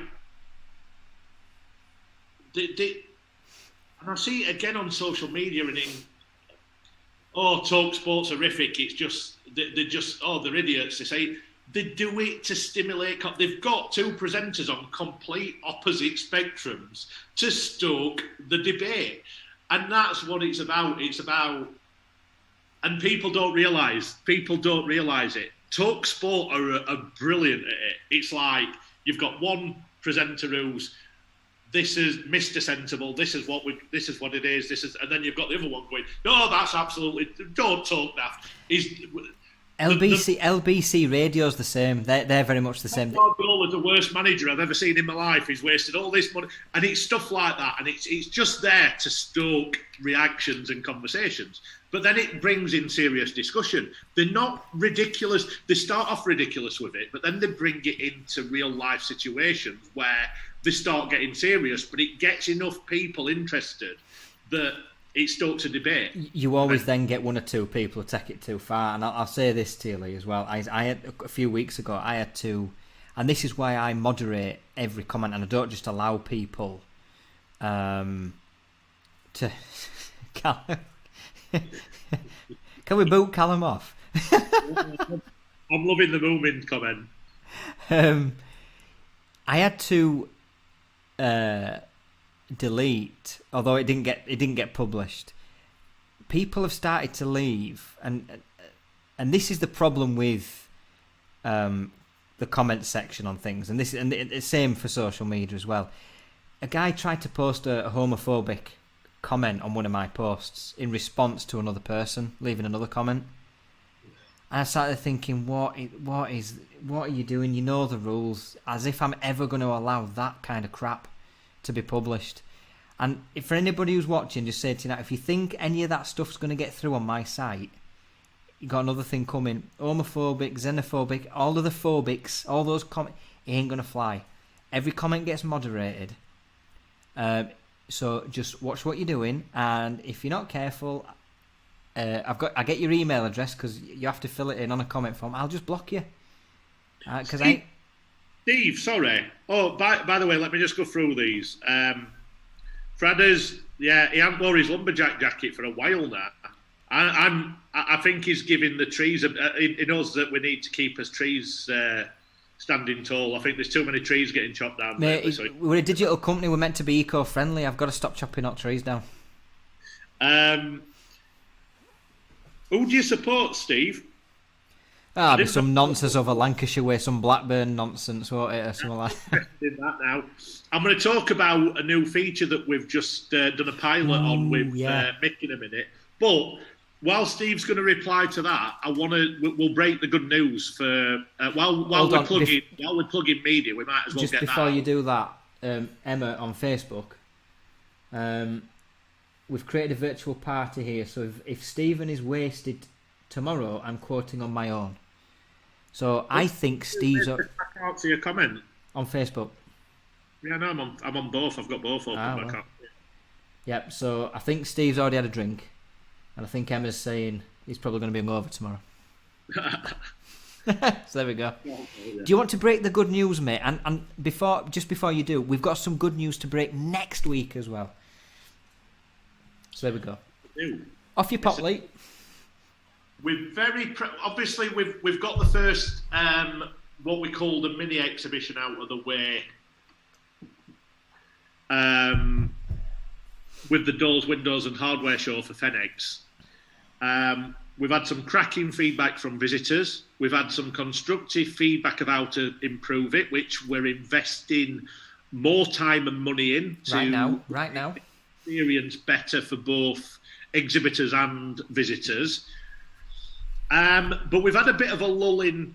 We wanted to get the first one out of the way and organise everything moving forward for the future shows before we started talking to people again about the main event and getting people to exhibit at the main event. Literally, our first conversation about the new event, the first couple of conversations we've had, we have got 2 new companies signed up with the main event at Fenex. And they are also going to be part of the NFA Awards as sponsors as well, which is a double bonus. So they're backing everything that we're doing. They will be doing some advertising with Fen Digital as well, and I think with you guys, with DGB. Yes. So we've pretty much got them involved in everything that we're doing. So I want to say a massive welcome to the Fenex, NFA, Fen Digital and DGB family, to Lecker, who obviously deal on the conservatory roof side, so welcome. And Jason and ourselves will be talking about this a lot more moving forward. A company called On-Site 7. Yes. And I'll let you explain a little bit more about that, because I know you're actually using it yourself. We've On-Site 7, this is for installers, is a CRM system which tracks your journey with your customer at the point of making an appointment all the way up to the end at the end of installation and remedial work and so on. But it tracks the journey everywhere in between. Now, there are CRM systems out there, but this is made specifically for installers. I had the demo last week. We are now using it at our business with all our staff, and it is the simplest, easy to navigate, nicest looking, most organised thing for that specific area of software I've ever seen. So Lecker are coming on board with their brilliant solid roof system, which is going to be good for installers, but I'm really excited about On-Site 7 because we've had the demo, we're using it straight away. There was no mucking about, we signed up straight away. But for the installers that are really, really busy and struggling to keep things organised, you really need to have a look at this as soon as possible. Just search On-Site 7, go to the website, ask for a demo. You won't look back after that, I promise you. Because we're going to be working close, so you might get looked after if you tell them that Lee and Jason sent you. Yes, definitely. So it's really exciting to have them both on, because the solid roof, the Lecker solid roof, is well respected and it's a very good product. And then the On-Site 7 software is going to help lots of installers get their stuff organised. For the people who are interested, who want to get in touch with him, like I said, we'll be covering this a hell of a lot more, as I've just said. We're covering it with pretty much all of our media. You'll find out how useful it's been designed by somebody who works in the installation business, which is a big help. That's a big key for me. We're going to do some webinars with him where he'll explain. We'll do an interview and we'll get it on YouTube and so on. But his background is in installation, so he's not a tech guy from a tech background. He's a tech guy from an industry background, from at installer level. So he's got the experience. So he's designed this with the mind of an installer. And you can tell when you see it, it shows through. So that is, you really need to go check that out, because, like I say, we were shown the demo last Friday and we said yes straight away. That's how good it is. Interesting. It's going to be interesting because the guys we're working at for both of those there's a lot of good content going to be coming our way, and it's even better because the NFAs are growing as well and they want to join us on the NFA side. There is a couple of other announcements that I want to make as well. We're very proud. For those of you who don't know, we're going to have a consumer-facing area for the main event. And we've already got a couple of people and a couple more that we're going to be talking to lined up for the consumer-facing area. But obviously we've got on board B&P Windows, which is Jason's fantastic company up in Yorkshire. And they're going to be investing in being at the event because they can see the possibilities of what we're doing as well. So we're proud to have you guys on board as well. Thank you. As a very respected family-run business. 40 years old, Lee. Yeah, and it's going to be interesting to see what content you guys pull out, because I know you work with some of the people who might be on here today as well, which is good. Yes, yeah, we've. I'm going to let you talk for a second, mate. No, it's fine. It's a high-end business. I mean, people know who I work for, and we know we've got this installations business, so they are going to be at Fenex. We are at the higher end of what we do, but the idea at the main event at Fenex is to have. It's still going to be a trade show, obviously, but within the show itself is going to be this dedicated area of higher end installers, high quality companies doing great stuff, doing great work, and we want, through our efforts with the market and so on, we are going to attract the general public to that show, and hopefully generate some good leads and some good business for the installers that are going to be exhibiting at that show. So it is a trade show from top to bottom. So for every part of the supply chain, including installers, and that's, I suppose, the difference with that one is we've not really had that before in any expo. It's been mainly at trade level, but the whole point of Fenex is to show everybody some love, and that includes the installers. Lee has pointed out that we've got some more news next week. We know what it is, but we're going to wait till next week to break it because it's very exciting, but we want to make you wait just a little bit longer. So B&P are going to be there at the main event for installers. Lecker is going to be there with their solid roof system at the main event, and then On-Site 7 are our first tech company, Lee, at the main event. Which is surprising because you would consider really that we would have more people, but we've not approached that many tech companies as yet. But it's something you need to be looking at because we've got big plans for it. But I'm proud to announce that there is a couple of Nfa announcements, by the way, that we need to bring up. Obviously, Lecker and On-Site 7 will be involved with the Nfa Awards as category sponsors as well. So we're proud to have them on board for that because the NFAs has grown massively over the last few years, especially recently. We've also recently GQA have continued and renewed their ambassador sponsorship, and they've been great backers of us for a long, long time. From the start, I think, Lee. I think one of our along with Morley, they're one of our very first ever sponsors, and there were a couple of others at the early stages, but they're two of our earliest, and both of them are ambassadors at the moment. Yep. So it's great to have GQA's continued support and building our skills. Of course, they're a main event sponsor, which we're going to be speaking a lot more. We have been doing some podcasts with them, we've done some brilliant webinars with them last week, and we're filming another one next week. And you'll be seeing the results of that probably the week or two after. But there's some really good podcasts to come from them with us. So it's, I mean, there's quite a few people who've been asking us for a long, long time to speak to the big Green Q guys, and they run training. They are the guys in training. It's as simple as that. They run training in this industry. So, you know, they've got exposure in every nook and cranny of this sector.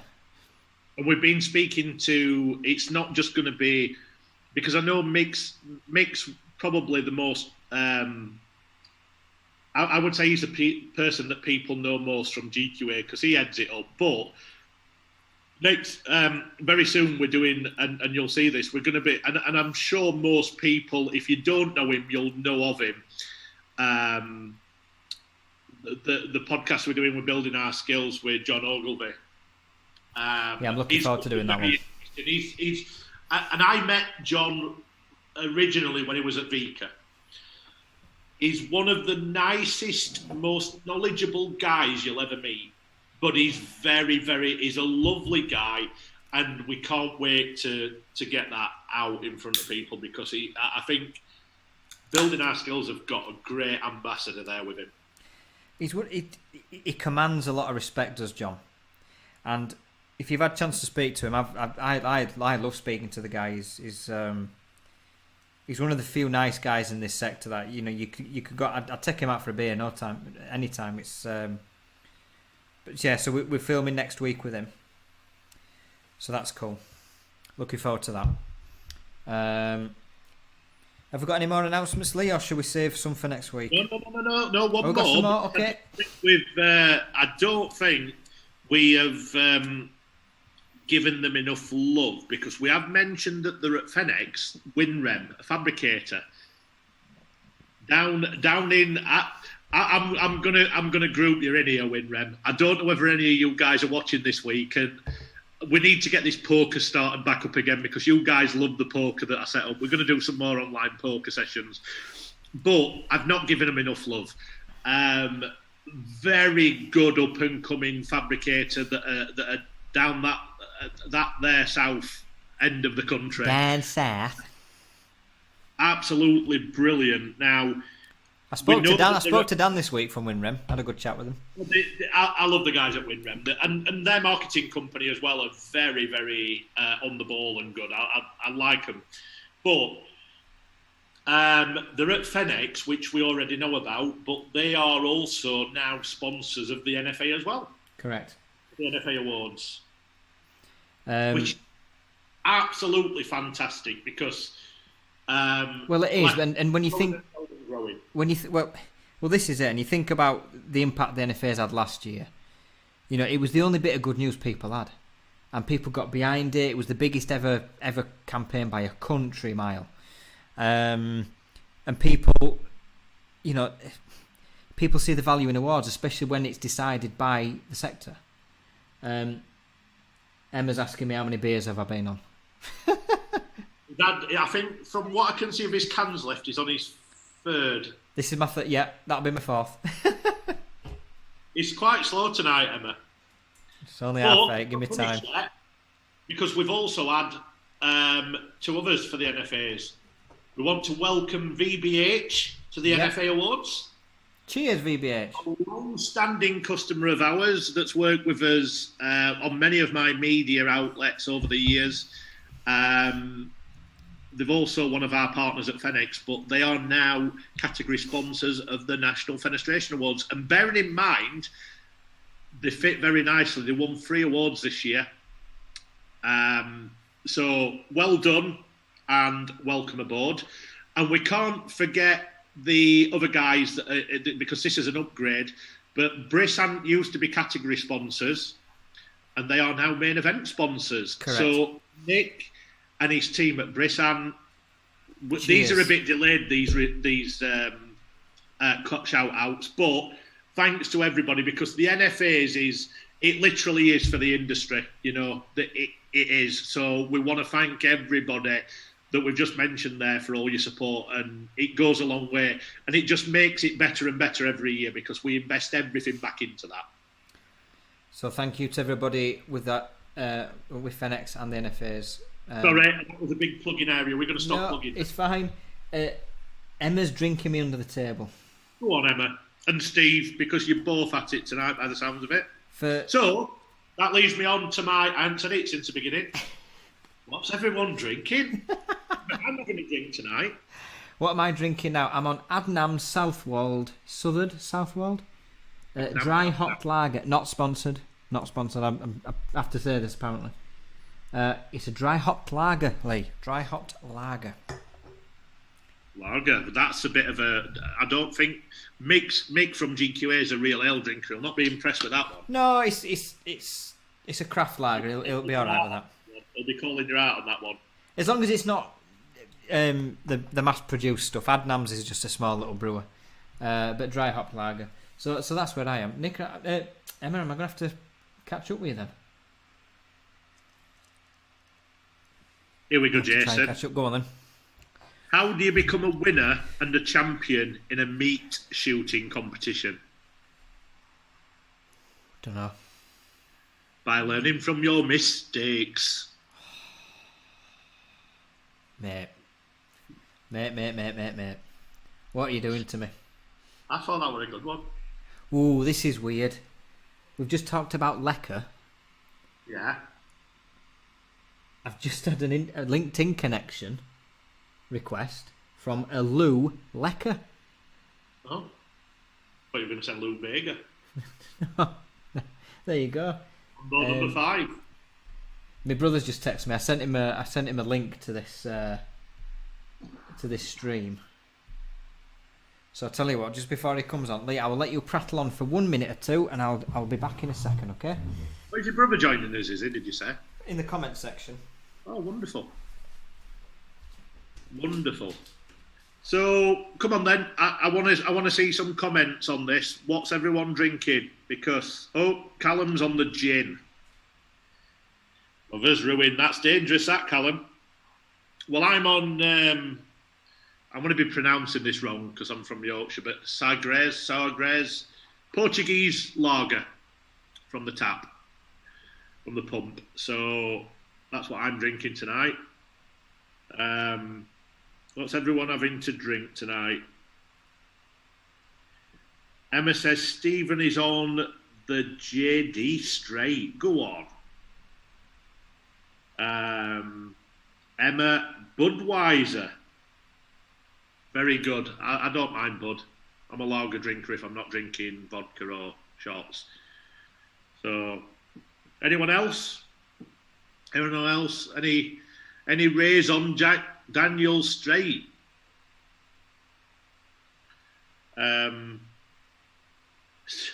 Steve, I'll get this in before he comes back so he can't object. What does your brother do? Pretty much all of Jason's work. I'll get that in before he hears it. I'll get that in quick. But yeah, no, it's. I want to know. Oh, by the way, I'm going to keep shamelessly plugging this bit until the subscribers go up. Please subscribe. Oh, we've got an extra subscriber. Well done, whoever that was. Please subscribe to our YouTube channel if you haven't already. You'll get notifications of when to avoid this coming on.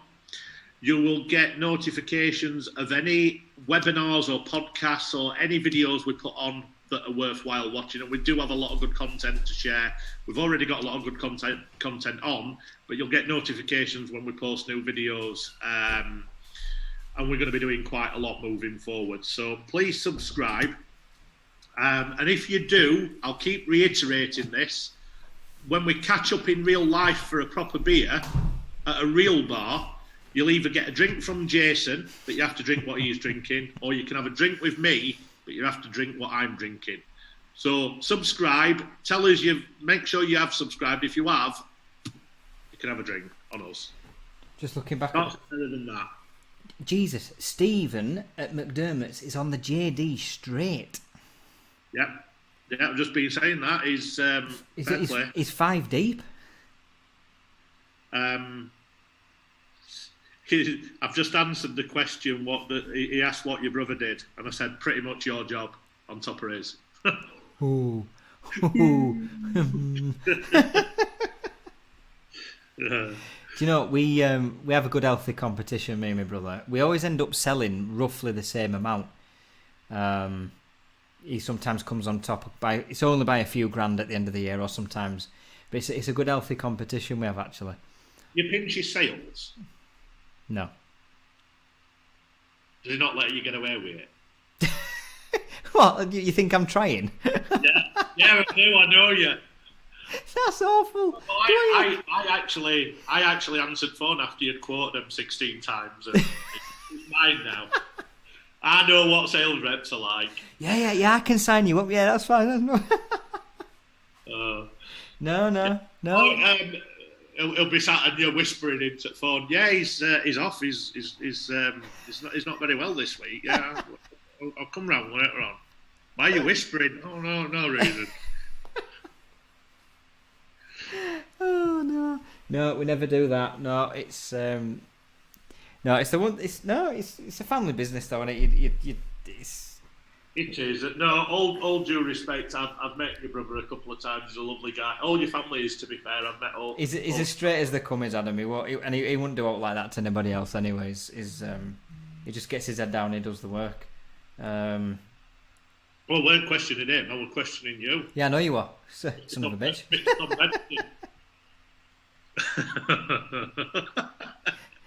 You know I'm only joking, Jason. Steve saying my brother would pinch my sales if he could. Oh no. Steve, does he work with you then? I know it's a family business, but does your brother work with you? Didn't realise that if he did. Here's a question, Lee. And it's a question I'm asking myself. Would you want your kids to come into this industry? Being brutally honest right now, I've always said I would love them to take over my business. I think I would like to see changes before I invite them into this industry. Yeah. That's me being honest. I think I'd like them to if the industry...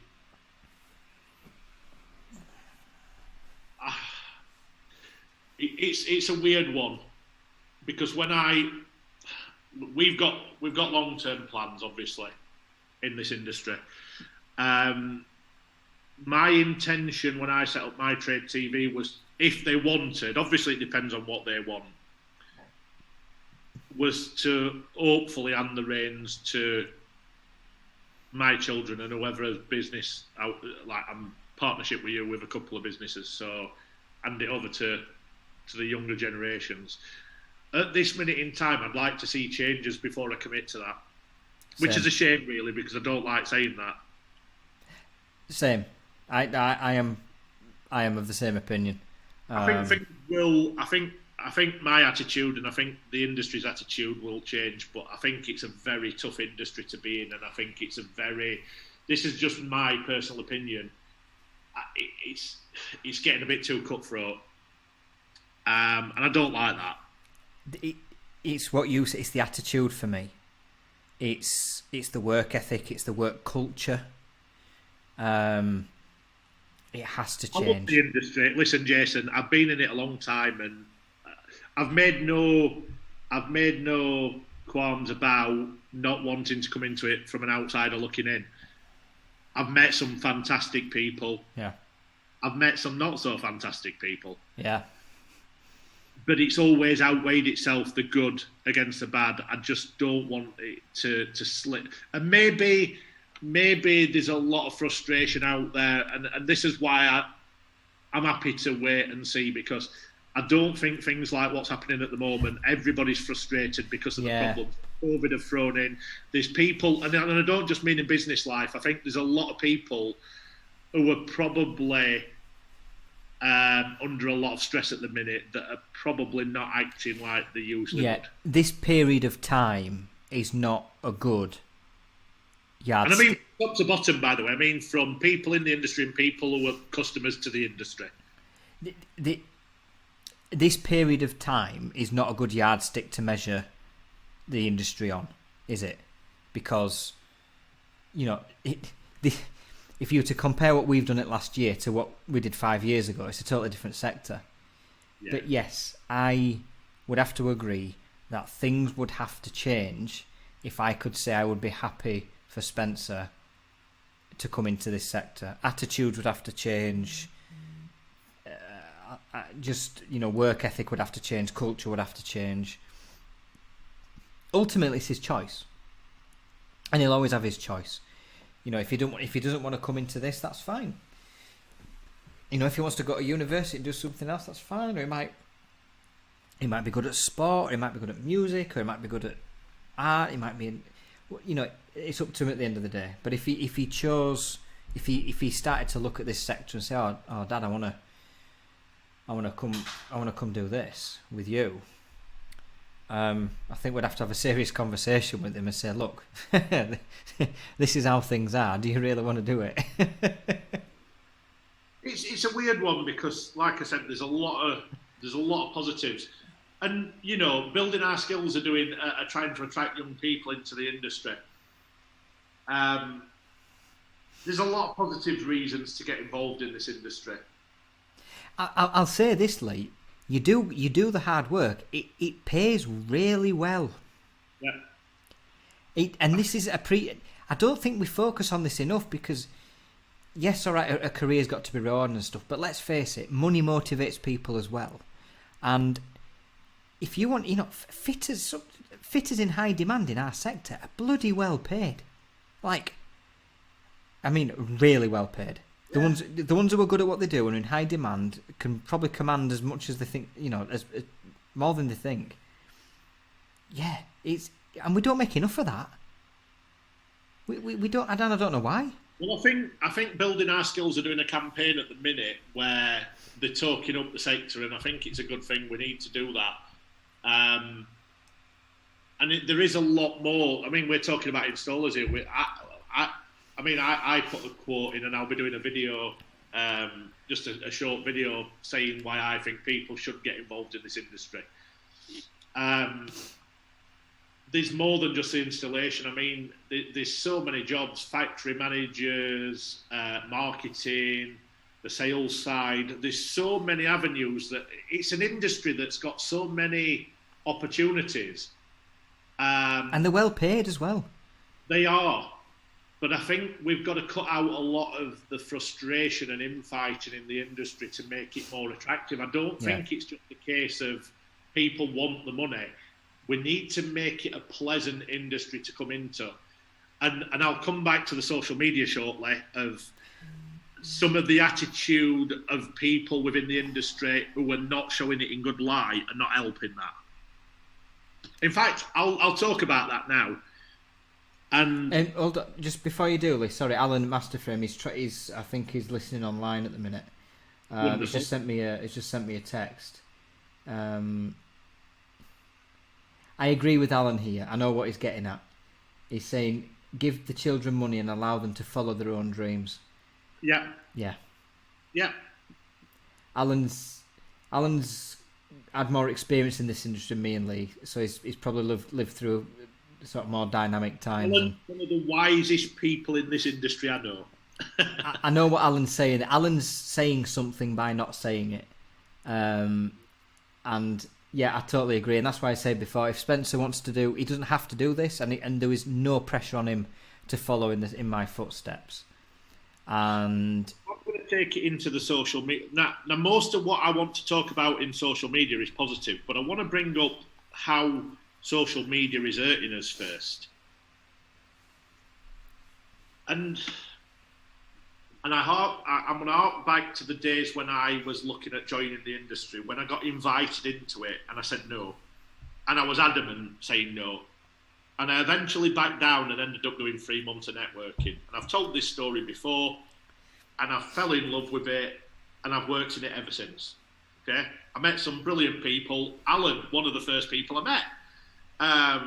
One of my first ever customers when I run my own business. There's some really nice people I've met. So I kind of, but I wouldn't, it took some massive convincing for me to come into it. Now, admittedly, not everybody gets into the Facebook forums, but I sent you a screenshot of a conversation from an installer.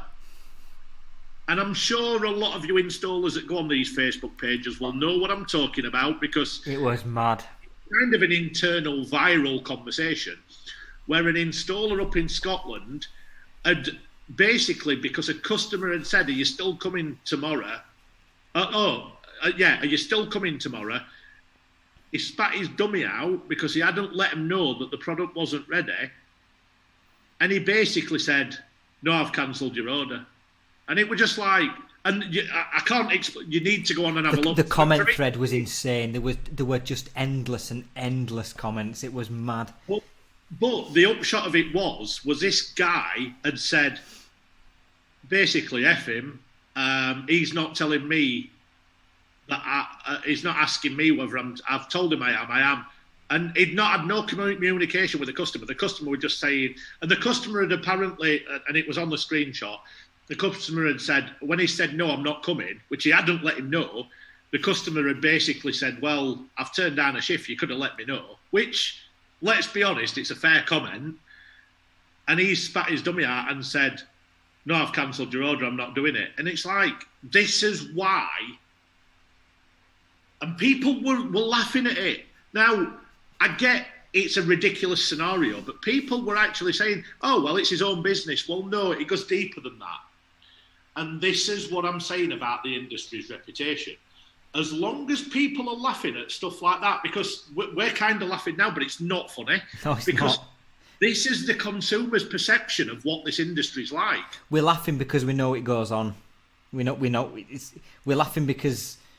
It's scary. It is scary that consumers are getting that because... Ben Warren's here, by the way. Ben, hello, good evening. We have not seen you in a while, Ben. Ben Warren. Hiya, Ben. How you doing, buddy? Good evening. Sorry, Lee, carry on. No, I mean, but that's the perception that some people are giving consumers. And I'll tell you now, that's just the ones that were daft enough to post something like that. Well, I was about to say, Lee, I'm amazed he even put that on there. But some people were saying, oh, well, he might have been a bad customer. The perception of this industry is getting dragged down by people like that. And some people genuinely laughed and I know some people were taking the mickey out of him, but some people thought it was amusing. It's not a good thing for the industry. He's hurting you. The customers, the people who were laughing at that, they don't realise how much that hurts them long term. But Lee's right. I mean, what it does then is that homeowner, then he has a negative perception of the entire industry, and unfortunately he'll then think the next double glazing company might do the same thing to him or behave in the same manner. I mean, I had a customer, Lee, not so long ago. I sold a house full of windows to this lady, and she was telling me how she'd had such a bad experience with the company before. She was worried that everybody was going to be the same, and she just kiboshed the project for a full year. Didn't bother getting any of the quotes because she was so put off with the experience. She just kiboshed the project. But this is what I'm leading to on the bad use of social media within the industry now. You can't police it. And this is what's always, and maybe this will never ever get sorted out. Maybe it won't. But I go back to the perception of people outside of the industry, what they have of the window industry, right? White gold is that perception. I know we laugh about white gold, and it's a great series. It's funny. It's funny as hell, but people still think it's true. People, I've seen comments flying around. The industry is much better now. The perception outside is not of that. It really isn't. And until I don't know how you police it, because that is one person who was silly enough to post it on social media. How many times is that happening with people disrespecting the customers? Now, don't get me wrong, it's not just our industry. I know plumbers, I've been let down by builders and plumbers before, but it's not been that disrespectful. Where, and you have to question, to pull the industry standards up. There's some, and this goes back to what I was saying earlier about I'm like that about trying. My kids will do whatever they want to do, but you've got to, and this is where it needs a serious look as an industry, because there's a lot of very professional companies and a lot of very professional people from top to bottom in this industry. The problem is not that, it's the perception of outside with the people who are letting it down. And for me, this is a subject for next week, for 2 weeks' time, is how do we improve the perception of the industry? I'm not going to get into that today because I want to speak about social media. The issue is, Lee, is social media is such a loud tool that the good companies just get on with doing the good work. But social media is such a loud tool that it's really only used to complain on. Yeah? You know I'm going with this, don't you? So you know, we do good work day in, day out. We don't get customers raving on social media saying how good a job we've done. As much as we'd love them to, it just doesn't happen. Yeah, you can see it on social media every day. You know, we saw one today where, you know, a company complaining about another company in public. So that's all it's ever used for. And that's the problem, is social media is such a loud tool. But the problem is when we go on and do that, when we go on to complain, it just perpetuates this negative stereotype, this negative perception of the sector. But it's weird, you know, that social media being such a powerful tool, it's always the shouty negative stuff that gets overheard over the positive stuff. So I think, look, on the next one that we do, that's the next subject we'll tackle. We'll talk about how do you police and raise the standards, because for me, no matter how good that installer is at his job, there's got to be some policing of the industry that stops people being so ridiculously destructive to the industry. Well, I think that's where there's a lot of rules and regs, building regs and consumer codes that are currently up for review, and I think that is part of what is hoping to be addressed in that, but it's up for consultation at the moment, and it'll be years before it's implemented and effects being made. It won't be an instant change. There's some comments here. Let me just go through a few of them. Callum Williams has said, I think there's more positive than negatives. This is going back to the discussion about would you want to work in it if you're prepared to work for it with the right attitude and decorum. Agreed. Hard work pays. Yeah, but I agree with that. In the time I've been in the business, I've only ever come across one person that was a proper grafter. He worked for my old boss, but was definitely worth his money and more. Then Callum adds, once you have a breadth of knowledge, many construction doors do open. Yeah. And then Steve adds, I would never, but customers... the JD's getting to his spelling. I would never do disrespect us to... I don't understand that comment, mate. It works both ways as well. I get what he's saying. It works both ways, that customers can be I would never, but customers do respect us too without... Yes, I agree. And I get that, but what we're talking about here is... We actually, on that Facebook forum, and I don't know whether you saw it, Steve, it was a guy... Go find it. It's a ludicrous thread. Ludicrous. It was actually, the customer was being very nice and... Yeah, the customer was fine. There was no frustration. I mean, he mentioned that, I wish he'd have let me know because I had a shift that I could have done. Which is not unreasonable. That's not unreasonable. There wasn't any animosity there. It was just I wish you'd have let me know. But I get... And it does work well, and we'll talk about that next time as well, about the fairness of leaving reviews, because I think that's unfair. But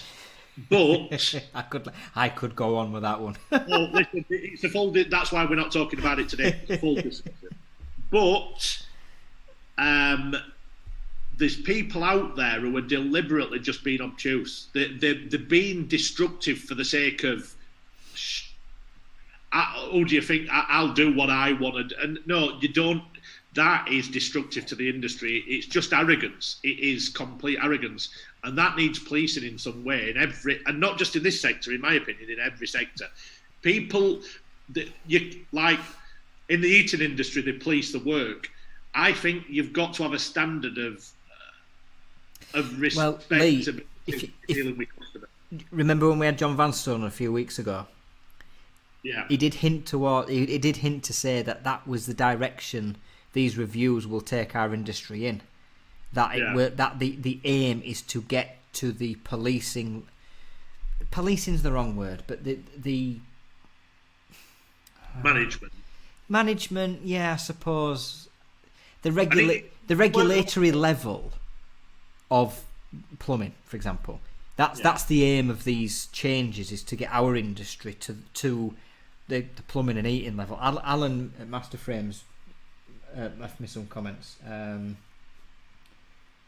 By the way, good evening, Alan. I hope you're well. He is watching. He's watching. He's saying he's not on Facebook, so he can't comment on there. no policing. The trading standards is the policing level at the minute. I mean, he's right. That's all we've got at the minute. But I think the aim of the reviews coming up is to enhance on that and is to take it to the levels that plumbing and heating are at. But as an installer, Lee, I do have sympathy with Steve at McDermott because I agree. It works both ways. It does work both ways, and I know Steve and I know his work, and he's very similar to us in terms of his ethics and his culture. And there is a small proportion of customers out there that no matter what you do, how you do it, how you communicate to them, who are just out there purposely to get what they can from the situation. And unfortunately, those experiences scar you quite badly, and it does make you hyper aware. I get that, but do you know what? We're talking about the good companies that care, so you are going to get hurt by that. But I think the biggest problem, and like I said, we'll attack this subject next week because I don't want to dwell on this because there's a lot of. I want to talk about the positives of social media as well, and the stuff like what McDermott are doing with the videos, because I think videos are massive. And yes. you know my thought on that. I've been dragging people kicking and screaming for years towards video, and we're still not doing enough. Hard work. That was hard work. But I think what you've got to realise with stuff like this is there's so many people out there, and I don't know how you do this. I don't know whether it comes down to having, and I know a lot of people don't like the qualifications and the awarding bodies and stuff like that. It's cost, it's time, I've been doing it long enough, I don't want to do that. And it's the same in every sector, not just this. But that's how you get to a better regulatory level. Well, this is what I'm getting to now. There's too many people, and I know I've had this conversation with a lot of people. We need white van men to a certain extent, but the white van men we need are the good white van men, not the ones that are willing to just upset people willy-nilly, or who are willing to just go in, take deposits and not do a proper job and leave it. And this is the big problem at the bottom end. We need white van men, but the good ones. I don't know how we do it, and maybe we invite a couple of people on for the next one to discuss this, because do you know it'd be good to get an opinion on this, Lee? Nige. Yeah. Because he is what many would class as the good. He's not. He's a one-man band in terms of his business, and I think his opinion on this will be really, really good. Because again, like many of us, he started his business, he's worked it from scratch, he's kept it to a level he's comfortable at managing at, but he's at that level, and I think his opinion on this will be good. But you only get to a better regulatory level and a higher standard. You've got to regulate, and you've got to qualify. Nigel's done some qualifications. He's got them all, as far as I'm aware. This is what I mean. The good people, the good smaller installers we need. The bad ones, there's too many of them giving us a bad name. Yeah. Oh, don't get me wrong. There's some medium and large companies giving the industry a bad name. Yeah. But there's a big problem, I think, at that level where people are doing 16 different trades and they're not good at any of them. Steve's made a good point here. He's saying Facebook is an awesome platform for our media. Just wish it had our type of clientele. Yeah. I know I'll let you chat away for a minute. I know what he means by that. Facebook. I see the Facebook forums. I mean, I know, they fascinate me. I mean, I'm members of them, but I rarely comment on them. And some of the posts, you get into really good, deep conversations about subjects that matter. But some of them make me laugh. I mean, you see them all. I'm members of about 3 or 4 now, and there's a couple where they just use it to get prices. They've no loyalty to the suppliers, and you'll get ludicrous requests like, I don't know, I need, can anybody do this 5-section alley bifold? I need it for 300 quid and delivering in the next 6 hours. that's half the stuff that goes on these Facebook forums. It's, can you price me this? I need it in 2 minutes and delivered to Mars tomorrow. It's, and you see it. I don't know. I commented on. I'm a member of the Certas Trade Association forum, and they asked a question. They asked for feedback, and they asked for comments and opinions. And I thought, oh God, do I dare even? I think. What was it? What was the subject matter on now? It was on about. It was on. They were asking people's opinions on whether tradespeople should be allowed to work in the home at this moment in time. And I gave about as balanced an opinion of the matter as I could. And I thought really long and hard about whether to post this or not. And I instantly regretted it because it just opened up a right can of worms. It started its own comment thread, and then people were getting involved on one side and another. And I thought to myself, oh my God. I just, yeah. Comment on Facebook forums. It's not good for your health. It causes too much stress. Well, we're gonna. Lee, I don't know if you heard any of that. I was just talking about some of the. I was listening. Yeah. The bifolds need to be delivered to Mars in 2 minutes for like 30 quid. We're not going to go any deeper into this because it's a full conversation for next week. What I will say is we're going to offer some invites to anyone who wants to come on and be a guest speaker about it, because I think it's another very important subject, is bringing the standards up in the industry. And look, I don't want to sound preachy because there's some a lot longer in the tooth than us who've been in the industry a long time, but we're in this industry because we want to make it better. That's it. You know, we want to make a living, but we want to make it better. Callum's saying there, that behaviour is why selling is becoming a yes or a no, not a reasonable negotiation for goods and services exchange. Yeah, correct. Yeah, mate, Lee, I mean, how many times have we... I mean, some of the stuff on these forums, like, you see, and some of these are regular people as well, who seem to have no loyalty to the suppliers whatsoever. Oh, I need these 7 white windows doing, I need them cheap as chips, I need them tomorrow. Can anybody help me out? Well, what I can't understand, and maybe this is just my upbringing, it's just there's a lot of the people who post. There's some really good. This is why I'm in a split mind about the Facebook forums, because there's some really good content on there and some really professional people, and then you get people who there's not even any common courtesy. It's just one quote for this. There's no niceties. It's just give me a quote. Yeah.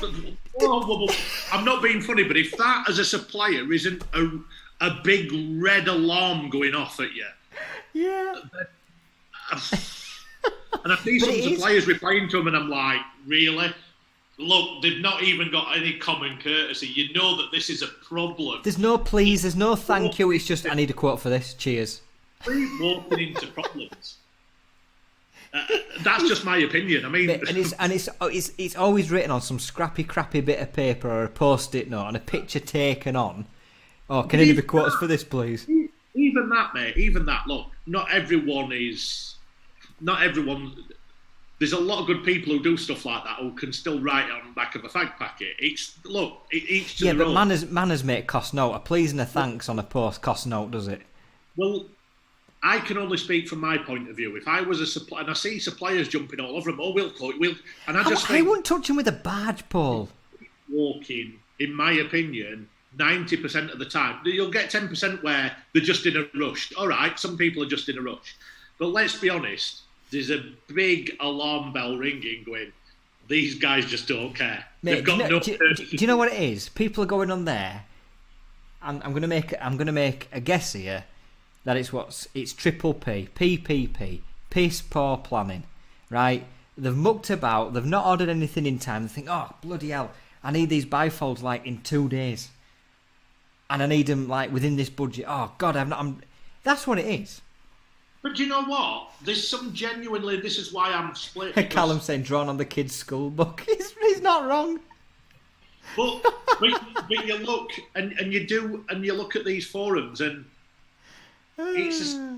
it's a 75-25 split, in my opinion. Of there's some really good posters and some positive stuff, but then you get people that are looking and just think, mate, most of it's utter nonsense. I mean, most of it is filled. Most of it. I think. Do you know what? I think, and this is again, I'm going to bring it back to social media. We'll come to the standards next week. Anyone who wants to get involved with that, do. It comes down to perception of social media. And people tend to concentrate on the bad stuff that's posted on whatever media it is, whether it's social, whether it's magazines, whether it's digital offerings. People focus on the negativity and you forget about the positive stuff. And this is what I mean about perception. We've got to work on perception of the industry, because social media, and you've just said that there, and this is your perception. I actually keep a close eye on a lot of the forums, and most of it is good to okay. But there's a quarter of it that's probably that bad that people just focus on that. You'd be surprised, because you're just picking up on the bits that are that obscene that you think, yeah, but there's so much of it, Lee. Like every other post, can you quote me for this? I need it. Yeah, but you're focusing because you're looking at the obscene, and this is why I want to get back to social media, is a perception of how you come across on social media. Callum's saying, I'd say DFC. Work that out if you can. DFC? Don't effing care? I don't know. McDermott's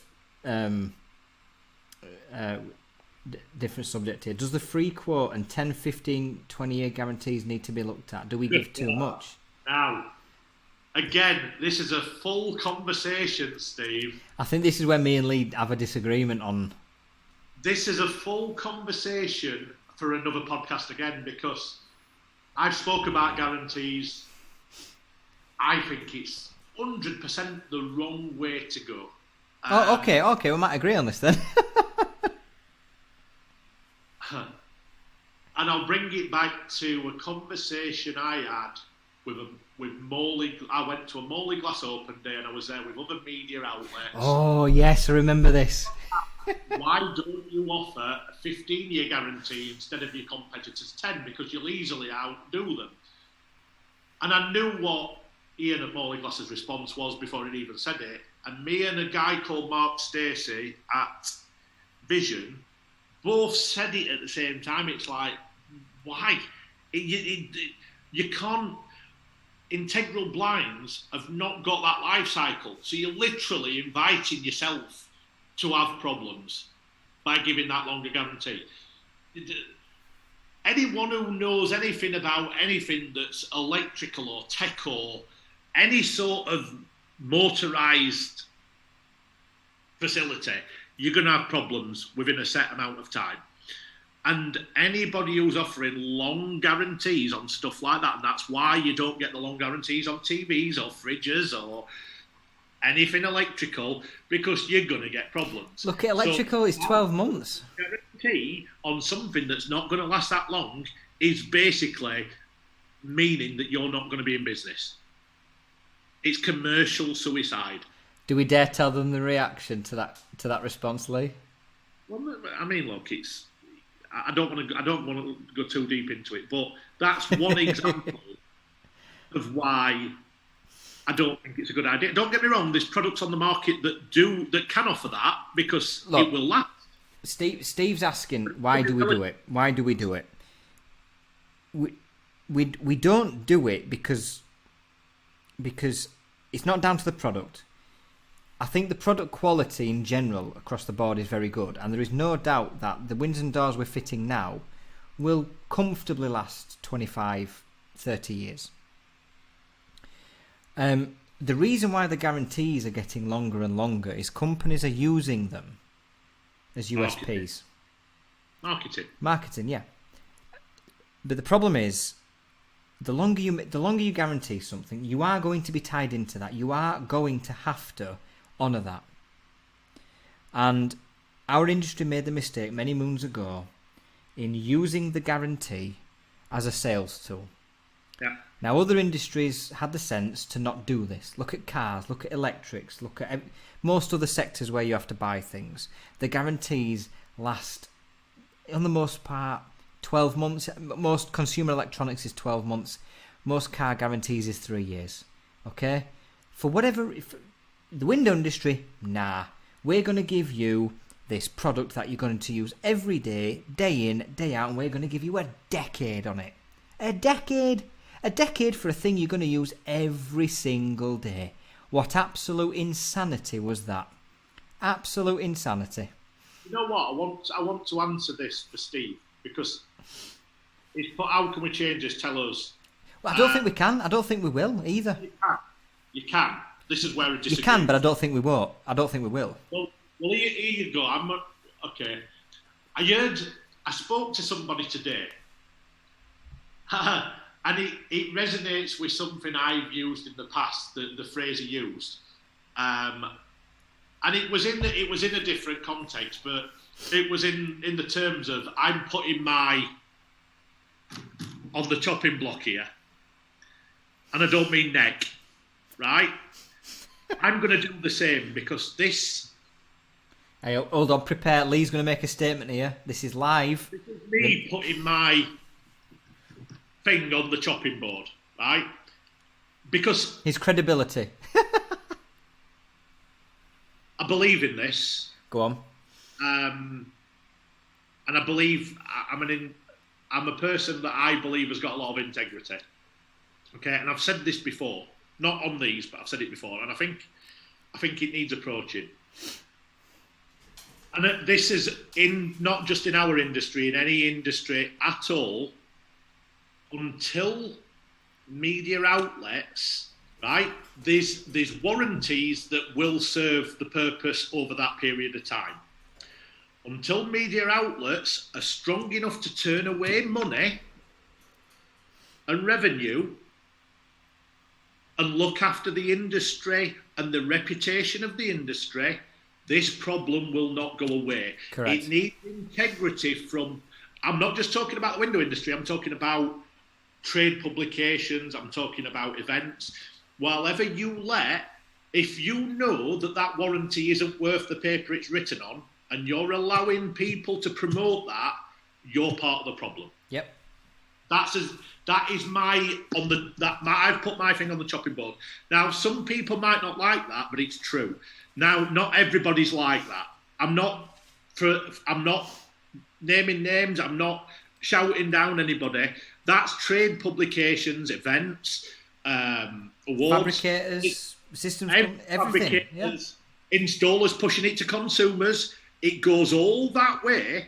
Now, there is warranties that are gonna serve that purpose, and if you believe it serves that purpose, you do right to push it. But there's too many people pushing certain warranties that they know are not worth the paper they're written on. Now, what that does, it creates a problem for you, it creates a problem for the industry, and it creates a problem for the consumer. Yep. That's the only way we're going to stop it, is people having integrity. Will we ever get to that point? I just hope so. I really, really hope so. Yeah. I don't. Should we bring this up? You know, me and that takes a lot for me. You know me, I'm quite reserved in my view. Yeah. I get it. But I think, as part of this industry, and I want to be part of this industry long term, and any industry I go into in the future, unless the integrity is there to stop people taking the mickey or offering warranties they've not got any intention of seeing out, it won't change. The book needs to stop with the people promoting the people who are offering daft warranties. Yeah.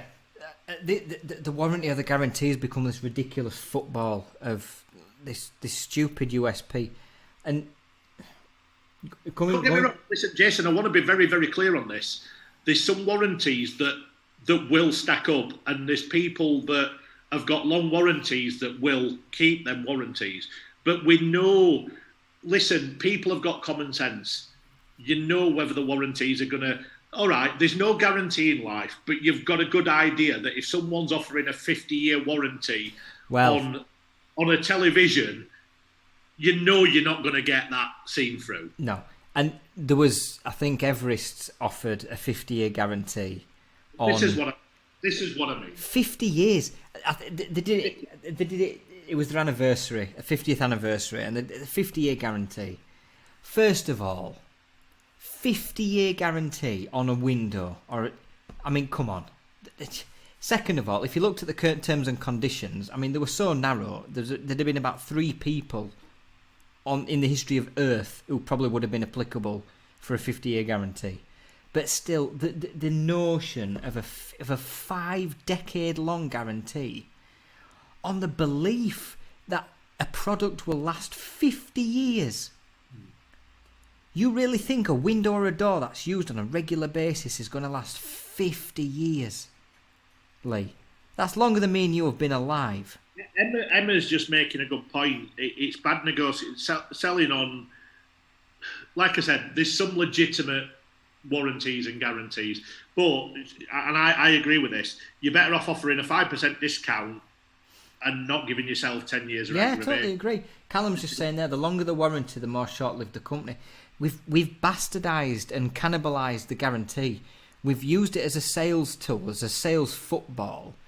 We've almost, at consumer level, I think we've probably Mark's here. Marky Cox, good evening. We've removed the value of a guarantee. I mean, when you've got companies coming out with 50-year warranties, nobody offers 50 years on anything. 20 years is, look. But consumers aren't, and this is what I don't get. Consumers are not expecting long guarantees anymore. And I'm going to go back, and I'm going to take it back. We've gone off track. We're not on social media now. Because I think this is important. It took a lot for me to say that on a live video, by the way, Jason, because I try and be as diplomatic as possible. But I think this is important for the industry, that there are genuine warranties going out there that are long term. I'm not pulling all warranties down, because some are genuine, some will be there, and I agree they need to be. But we all know what common sense is. We all know if a guarantee is worth the paper it's written on. Yep. Now, consumers aren't silly, right? They're now, they're conditioned by the big companies to not take long guarantees. They know if they're buying anything of any value, a car, a house, whatever it is, you're not. When you buy a new build house, you get your first couple of years to cover any. Oh no! Do you know how long the NHIBC guarantee is now? It's 10 years. Oh, is it really? Yeah. Oh wow! But Lee, to demonstrate your point, me and Soph know full well that in maybe 7 years' time, if we have an issue, we know we'll end up having to pay for something. We know that guarantee is worthless. 10 years is what? 10 years? Whatever. 10 years on a new build house? Nah. It's a gimmick. Well, this is a thing, and look, I've not been as vocal as I wanted to be on this subject before. There are legitimate guarantees. There are people that can offer long guarantees, and there's people that will honour long guarantees. The people I'm talking about here are the people who have no intention of honouring guarantees, that are using it to make money and get out of Dodge. And there's a lot of people doing it. And consumers now are conditioned not to expect long guarantees. They buy a fridge, 3 years, 2 years, 1 year, whatever it is, 5 years, 12 months. They're not expecting miracles. They don't expect it. No. But if I was told, I'm going to fit this this window for you, and if it goes wrong in 50 years, if I knew that were watertight, I'd be all over it like a rash. I'd be like, all right, yeah, of course you can, because I know it's going to go wrong. It sounds ludicrous, mate. Sorry. But it's not the company that's holding the problem. It's the installer, because they're the ones tied to it. Yeah. I'm calling Mr. Installer, going, whoa! I don't care if your manufacturer's gone bust. You either do that, or I'm taking you to a solicitor. Yeah. And that's where you've got to have the self-respect, as all the way from the top to the bottom, to say, no, I'm not offering that. There's a couple of comments which will tie in what you've just said. So McDermott's saying, Try think of a job from 10 years ago. 10 years, a decade. Does it deserve a guarantee? No. He's not wrong. 10 years is a long time. Matt Rigsby, I've not seen you in the comment section, Matt, but good to see you. Do you think the guarantee should be to the home and not the home owner? This is an interesting one. Because... yeah, I don't... I'm 50-50 on this. Because... you know, person owns a house, they invest 10 grand in replacing the windows and doors. They made that commitment. They made the expenditure. They spent that cash. They move out. Guy moves in. There's a problem. But the new owner of the house never paid for the windows. They never made that investment and commitment. Now, a lot of companies, including us, we have a fee. So, you know, if we've got a 10-year guarantee, and, you know, if a homeowner moves out, maybe after 5 years, we have a very small admin fee to transfer the remaining guarantee into that person's name. Well, here you go, I'm not for my 10 penny for you. Go on. If you want to bring the reputation of the industry up, then yes, it should be transferable.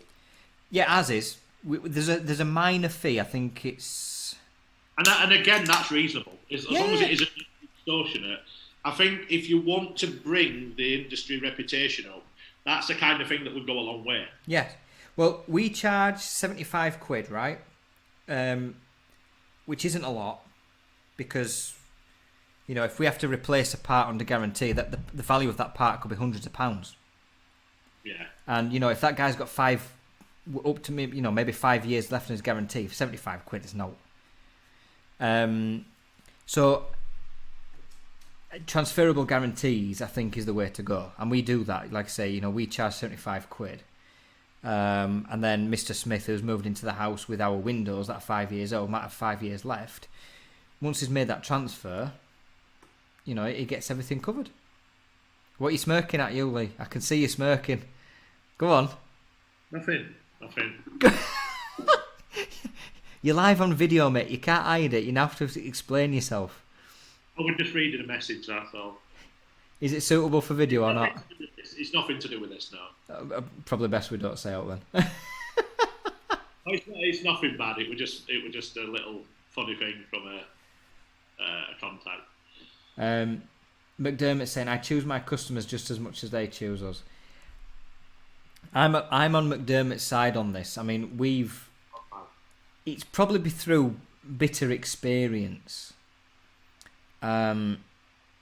We've started to get really tightly on if we think we're heading towards a very difficult customer, we'll wave them off. We won't deal with them.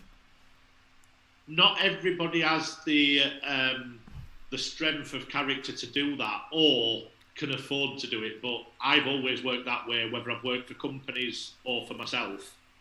I've always done that myself. I've been very picky. Yeah. I've turned customers away several times throughout my career, both for employers and for myself. I just, for people who've got experience of bad customers, you can begin to tell them a mile off. And this is what I think installers need to do this more. In fact, I waved one off a couple of months ago. They were being stupidly demanding. What are you smirking at? The message that's come through, that's all. You can't keep smiling in the middle of it.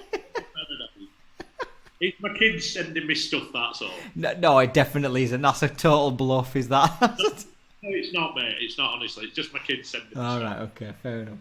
It does make me smile, you know, talking to my kid, believe it or No, not. no, but you've got this devious... No, it's not, mate, honestly.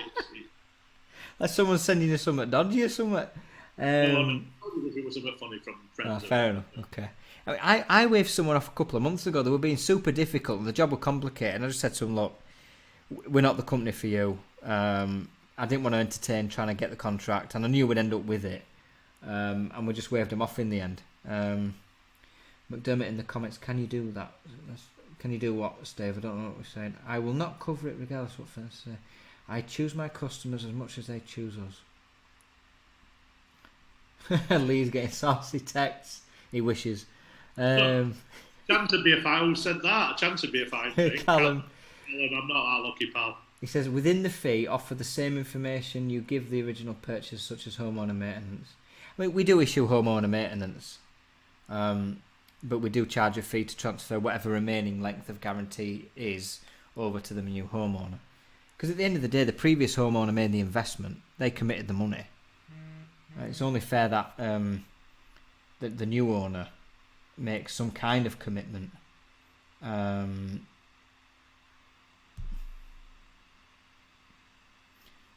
Oh, we've had a text from Riesling, which is cool. Cool. Is he all right? Yeah, he's. You were telling me he's got his kids. He's just bought a new dog. I think he's mad. Has he told you what kind of dog he's gone for? I don't know. I don't think he did. Has he told you? No. He was telling me, he gave us the software demo on Friday, and he says he's got 4 kids, I think. He said he had the silly idea of buying a dog as well. I said to him, I think you're mad. I've got a soft spot for pets, dogs, and poor Dave. I've not got Dave the anymore. cat. What's happened to Dave the cat? He's gone to Diane's sister. Okay. To a good Dave. home. He's causing havoc in a new home now. When I used to ring Lee before he moved to Portugal, he had his cat. Literally every conversation, half of it would be Lee going, "Dave, stop it! Dave, stop doing that! Dave, get off the curtains!" He was a crazy cat, that cat, Dave the cat. Half my conversation with Lee was him shouting at Dave. Lovely, the best looking cat in the world. He's really cute, but that was deceptive. Absolute terror to live with. Literally destroyed everything. I think we've got some more text coming through. Alan's saying, missing the point, sell a warranty. I get what Alan's saying, sell the warranty. I think Lee's point was, a warranty's worth something when it's genuinely worth something. Genuinely worth something, yeah. And no one's saying a warranty's not... No problem with warranties at all. Not at all. No, the problem I've got is with warranties that never have any intention of keeping. It's the value of them and the legitimacy of them. Yeah. I think that's what Lee's saying. That is 100% it, yeah. Yeah, okay. So, Callum's saying, are you permanently out there now, Lee? I wish, Callum. If I didn't have young kids, I don't think I'd be coming home. I would for work every now and again, but I wouldn't be. If it wasn't for my kids, I would be out here permanently. Yes, but yeah. Lee, tell you what we're going to do, because we started early. We'll finish this beer. We'll finish on something positive, and then we'll let everybody get over to the weekends. Yes. So I'll let you. I'll let you talk for a minute or two, and I'll be back in 2. Okay. No worries. Yeah, I think just to answer your question before we move to the last bit, 'cause we're going to make it non-industry for the last 15-20 minutes or so. Yeah, I want to be clear on that, Alan. It's not warranties I've got a problem with. I think warranties that are genuine, that can be kept, are of use. I just think there's too many warranties handed out that people are putting out for the sake of marketing and not ever honouring. And unfortunately, it's happening, and it has happened, and it's happened recently. So yeah, that's just obviously that's just my view. And I think if people bag that and the genuine warranties, and they leave the ones that they know are not going to be worthwhile, it's got to happen all the way through the chain. But there you go. So. I just want to know, while we're waiting for Jason to come back, I'm going to check the subscriber list. Oh, we've had another subscriber. Thank you, whoever that was. We're going to either 2 shots or 2 beers to people. Just to let you know, if you subscribe to the YouTube channel tonight, and you can prove that you did, We'll have a look at it. When me and Jason see you at a real event where we're having a beer, you can either have a beer that Jason's drinking of his choice, or you can have a shot with me. There you go. Subscribe.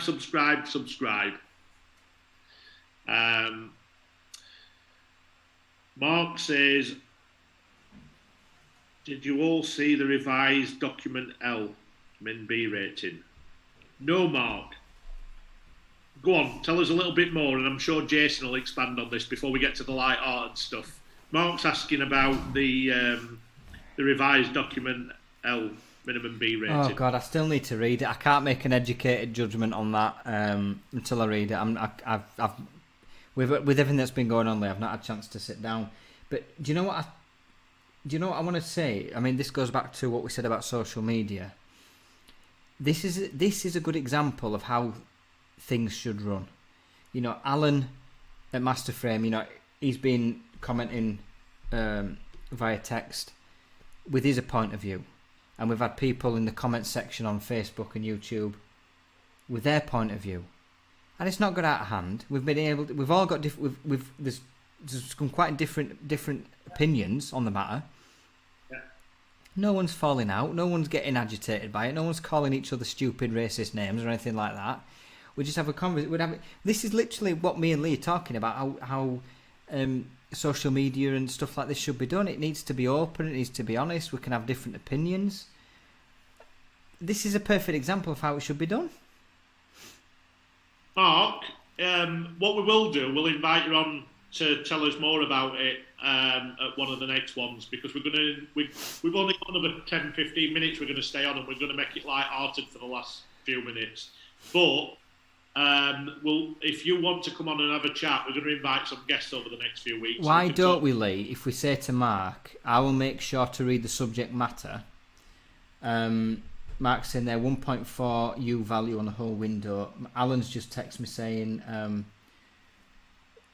document L, solar gain horrid, trickle vents compulsory. That's going to be a big change. I think it would be good to maybe get Alan and Mark on if we can. Well, I'll tell you who else we might invite on, dependent on if he wants to come on. Titan. Tyson from from Titan. Yes. Yeah. I think it'd be good to get his input on that sort of thing as well.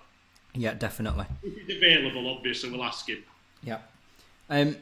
Last 10 minutes, Lee. Let's get on to something light-hearted, because it's Friday night. We're heading into the weekend.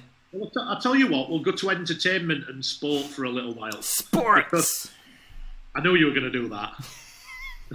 That's your favourite one. The sports roundup with Lee Clark. Well, we've done a pilot test of the one. No, I'm not going to tell you. We're going to put it out, and then once we get it out, and hopefully we can put it as maybe a starting point as the next podcast. If we can get it edited, we will get it edited before then. We've got to. We've got to do it. Yeah, it's got to be done. So we'll put that out, and then we'll invite I'll let you people. tell Soph then, Lee, yeah? She's watching. Yeah, come on, Soph. I've sent you some videos. Get it stitched together. Top girl. We haven't spoke about what people are watching on. Listen, people are locked in and they're not going anywhere.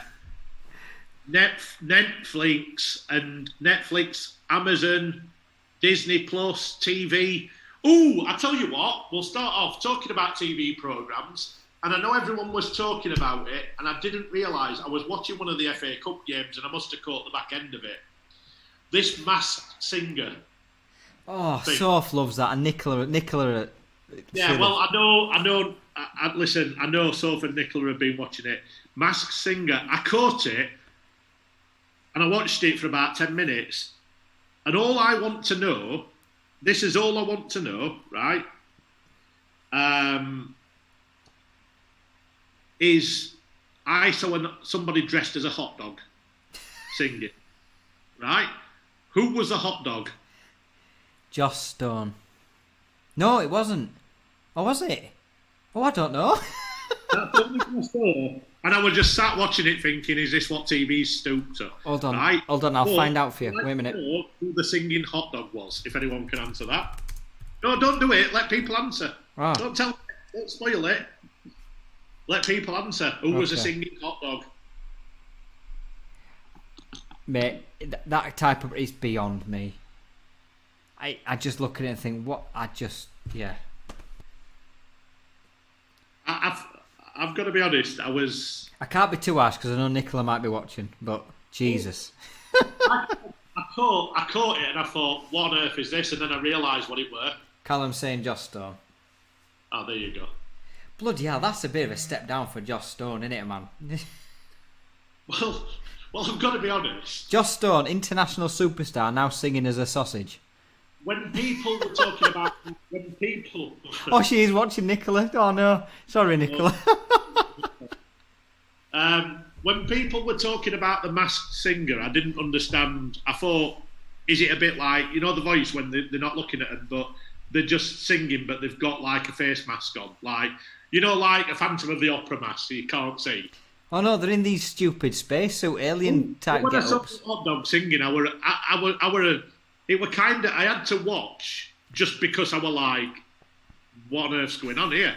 And I didn't realise it was that until and then it started always behind me. I'm like, oh, right. Callum's an expert here. The blob, whatever that is. The Blob was Lenny Henry.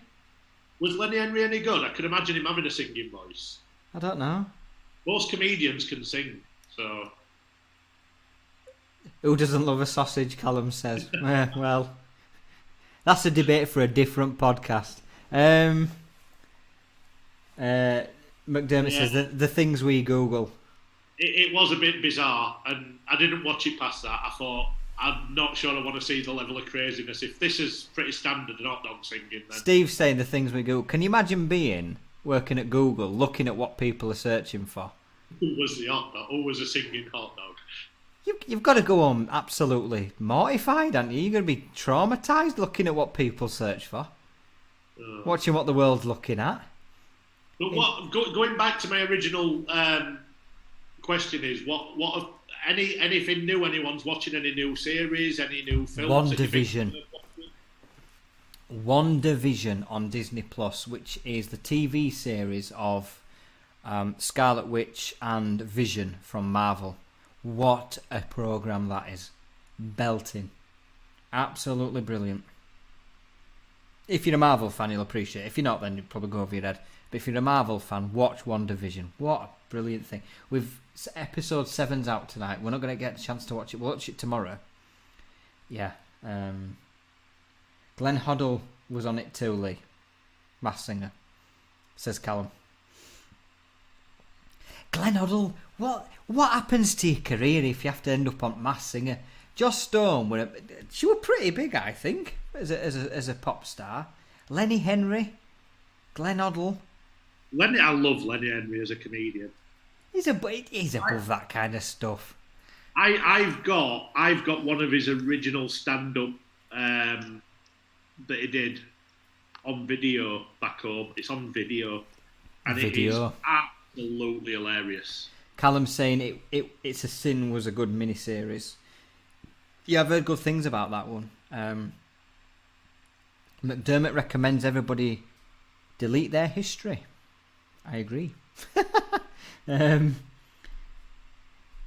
Quite shocking knowing how factually accurate it was.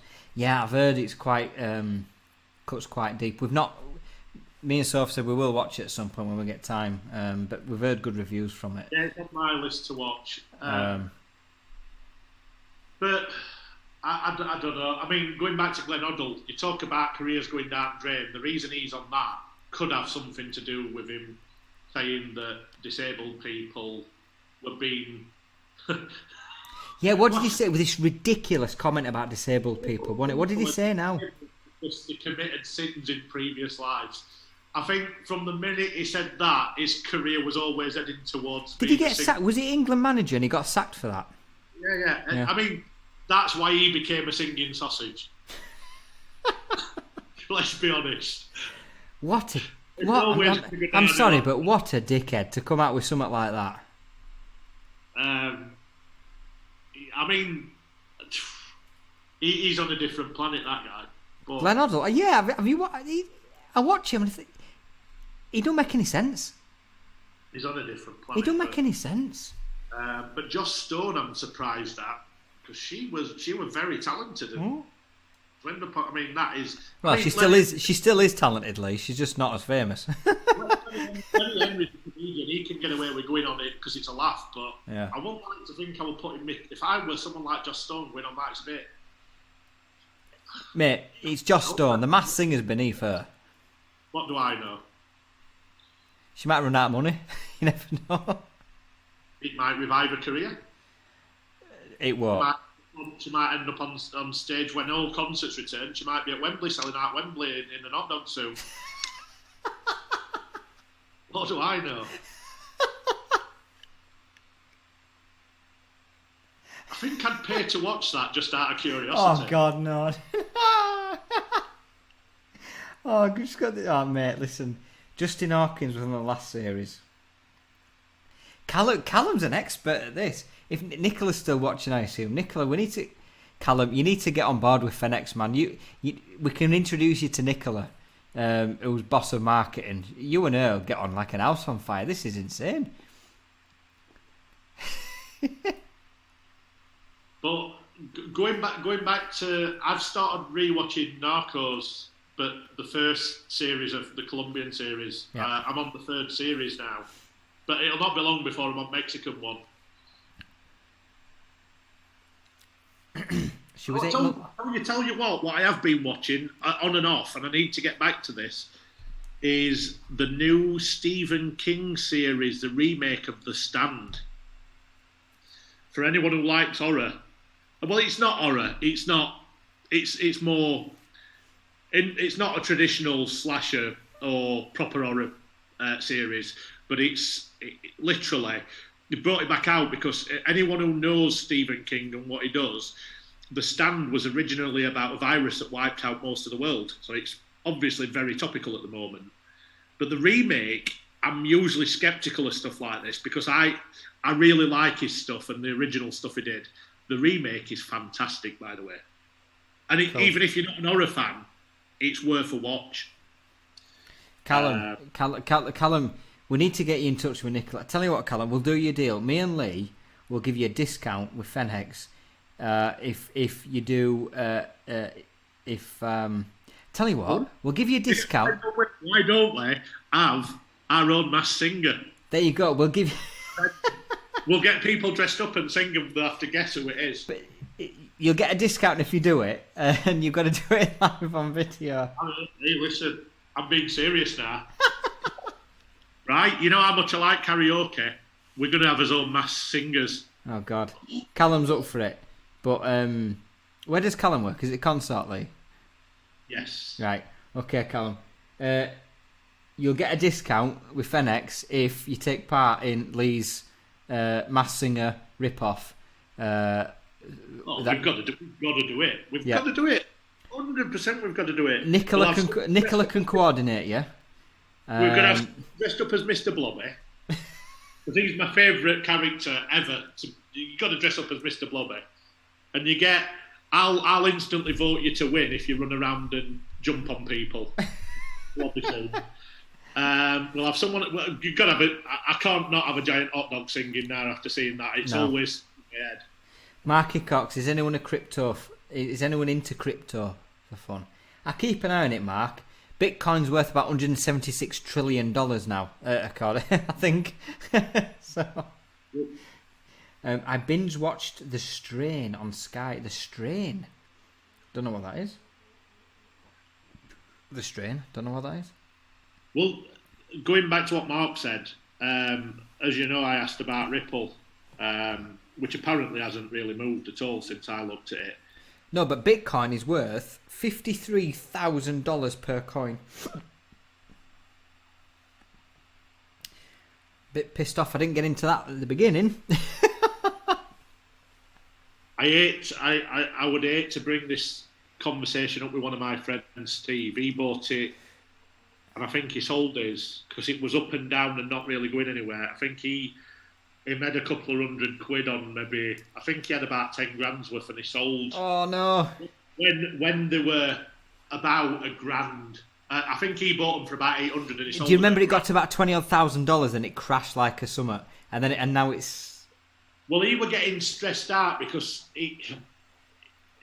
at the time he didn't have bags. I'd be careful what I say. He didn't have bags of money. It wasn't. It was an investment. He couldn't really afford it to crash. And I think he made a little bit of money. And I'm not sure if he's. I don't think he's got any now. But if he'd have held on to them, obviously, I better not bring that up with him because I like my friendship with him. Oh, Bitcoin's now $55,000 a coin. Callum Williams is saying he'll pay full price. My singing voice is like Kate Bush being throat punched. Oh, Nicola's saying no as well. Oh, Nicola's got to take part. People who'll organise it shall love that, but we've got to have a singing sausage, a singing hot dog, because I can't get that out of my head now. I think that's genius. You've got to stop saying singing sausage. I did change. A Mr. Blobby. You've got to have a Mr. Jerry the Berry. Jerry the Berry from Phoenix Night. Someone dressed as Jerry the Berry.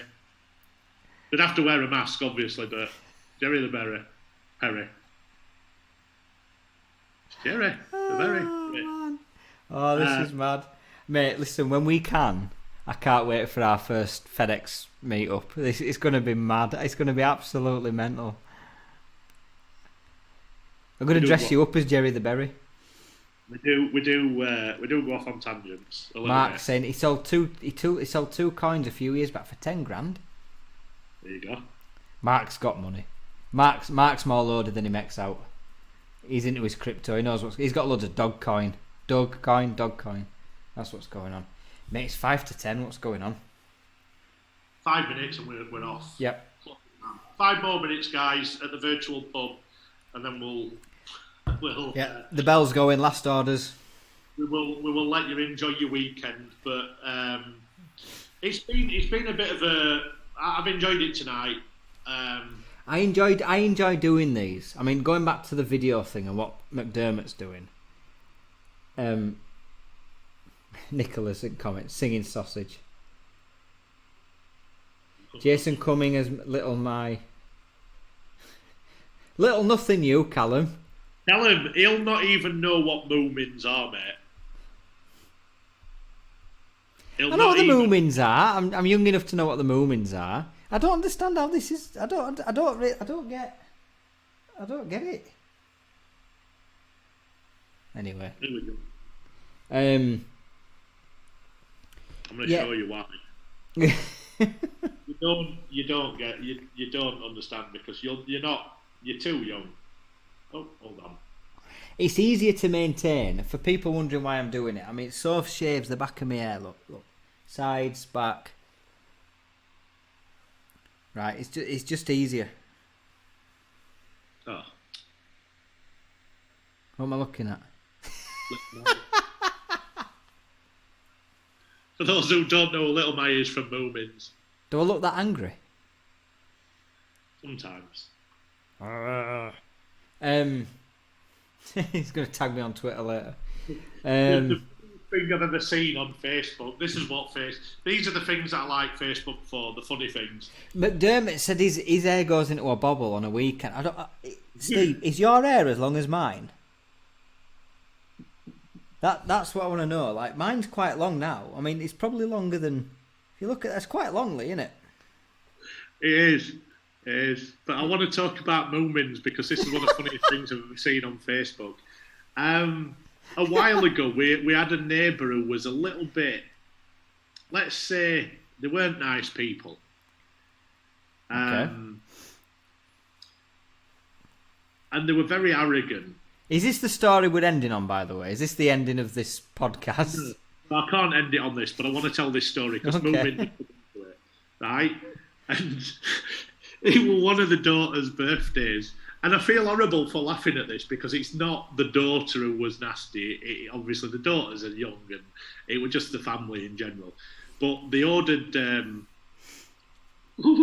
posted on Facebook what they'd ordered, a birthday cake, and buns and like cupcakes. And it was Peppa Pig stuff. So, and she put the picture of what it should look like and what it came back. And they paid a fortune. They paid loads of money for this, and it was like this really nice Peppa Pig cake and Peppa Pig cupcakes, yeah, with proper characters on them. and it came back and they looked like melted Moomins, and they paid a fortune. I can't believe the person who made that even had the cheek to send it out. It was hilarious, and they'd posted it on Facebook, and I just couldn't stop laughing. It's the funniest thing I've ever seen. Have you, Soph watches, have you... You know them nailed it things, you know? Yes, yeah, I was going to say, cake fails. Yeah. Cake fails, do you watch them? Do you look at them? Yeah. Fuck it. Oh, Jesus. Honestly, listen, how the person had the cheek to dare... I'd have just... Even if I took the money, I wouldn't have dare send it. It was literally the worst thing I've ever seen created in my life. Whoever were making that cake really... It's the cake fails. So what looks at these websites where it's the cake fails, and it shows you a picture of what it should have been and what it turned out as. And some of them are just ludicrous. Well, if I made a cake, I'd be on that, without a doubt. Like, picture with a cake that should have had an arse, but it looks like a thumb or something. Yeah. Well, I'll tell you what, right? I'll tell you what, when I get back home, I'm going to bake a cake, a complicated cake, and I'll do a nailed it one. You'll see how bad my skills are. But no, we're not ending on that. No, we'll end on. Let's talk a quick. Oh, hold on, finish. Mate. You're gonna love this. That's Steve's hair. He wears it better than you. Piss off. He ain't got as much. He ain't got as many grey hairs as you. Actually, to be fair, Soph did say, I have got some grey. You won't be able to see. I'm getting grey hair. Steve's got more hair than me. I ain't got no qualms with long hair. Listen, Steve, we should start a little club called Band of Brothers. Band for the hair band of brothers. He's probably got. I didn't realise how long it had got. That's a cracking little Viking haircut there, pal. Love that.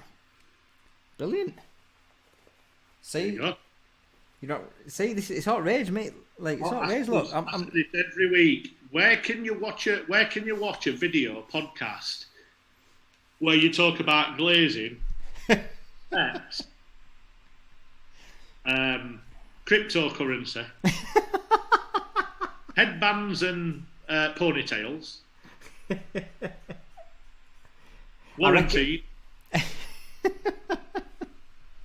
warranties, shots and drinks, and random rants at Ryanair. This is. What I will, hey, listen, I will lead towards the end now. What I am proud of you of is your epic war on fast food chains has stopped. It seems like you're aiming it at Ryanair nowadays. I've seen you've not had many digs at KFC. You must be back. No. Listen. It wasn't a rant about KFC. It was a rant about the stupid morons queuing because, as if of all the things that needed to open, why was everybody in such a rush? Oh no! Listen, you were shouting at your chip shop as well because they told you to go to right. Listen. You're like Michael Douglas from Falling Down.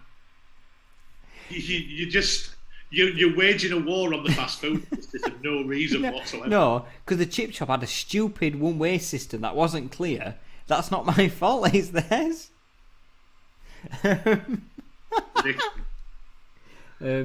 McDermott said all the greys in his beard. Weren't even wrong.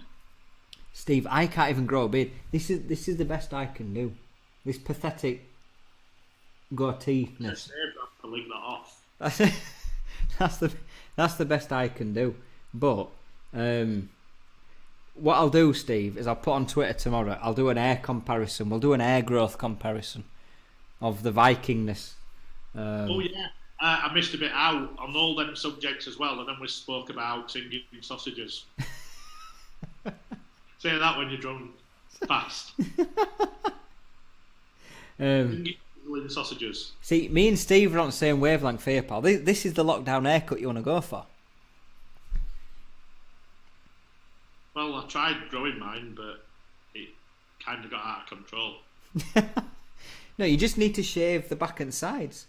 I assume Emma shaves his head like Soph shaves mine.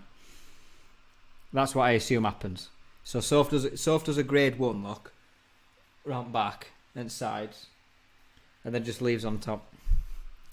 Well, on that bombshell. Shall we leave it now? Yeah. Should we leave it there? I've enjoyed it tonight, and do you know what? It's been emotional, Lee. It's been emotional. There's been a lot of comments tonight, and it's been nice to have a wind down with everyone. And it's not very often I ever be nowadays, but I've only had a couple. But do you know what? I've been winding down a bit today. This is the good thing about video, is like, especially live video like this, is like, obviously I would much prefer to be me and you in a pub doing this in person, but it's nice to just have a chat with you and just have a chinwag. Well, I'll tell you what I will say, and we'll leave it on this is, and I know we've mentioned it, and we know we're waiting for the day when we can get together, but and I know a lot of people were interested in doing this, but when we can go out, we are organising a proper meet-up, wherever that be, even if it's only in this country to start. I know we've got a bit further afield eventually. Yeah, and De Koenig's already said they'd support us on that. Yeah, and look, even for now, just in this country, we will organise a meet-up, because there's some cracking people we speak to on here every week. Some people dip in and out occasionally. Some people come on every week. Yeah. I'm looking forward to meeting you all when we can get back together. Yeah, there's loads of people on it. Like, all comments. I mean, I've met Steve before, but it was years ago. But all these people who comment all the time, they're amazing people, but we've never met them. And I mean this, you know, me and Lee, we will organise a get-together, probably in this country first, but I know Thermosil and De Koenig have said, you know, they will get behind sort of a foreign trip. But, you know, we will organise a really good get-together, and we'll meet you all, and we'll buy some drinks, and we'll have a really good time. Promise 100%, you. Promise 100%. You. Well, Promise for you. now, keep enjoying the virtual pubs. We'll have a drink with you online. We'll be back in 2 weeks. The next one is going to be... Let me get the calendar up. Ooh, I tell you what, while you're discussing that, one thing I have, and we've been promoting it on social, Morley Glass are giving away another 5 virtual showrooms, believe it or not. That ends on Wednesday, so you've still got a chance of winning a virtual showroom. If you're a fabricator and you've got installers, let them know. 1,500 quid's worth of value there. More, actually. That's the cost that we brought it down to help people out. They're actually worth more than that.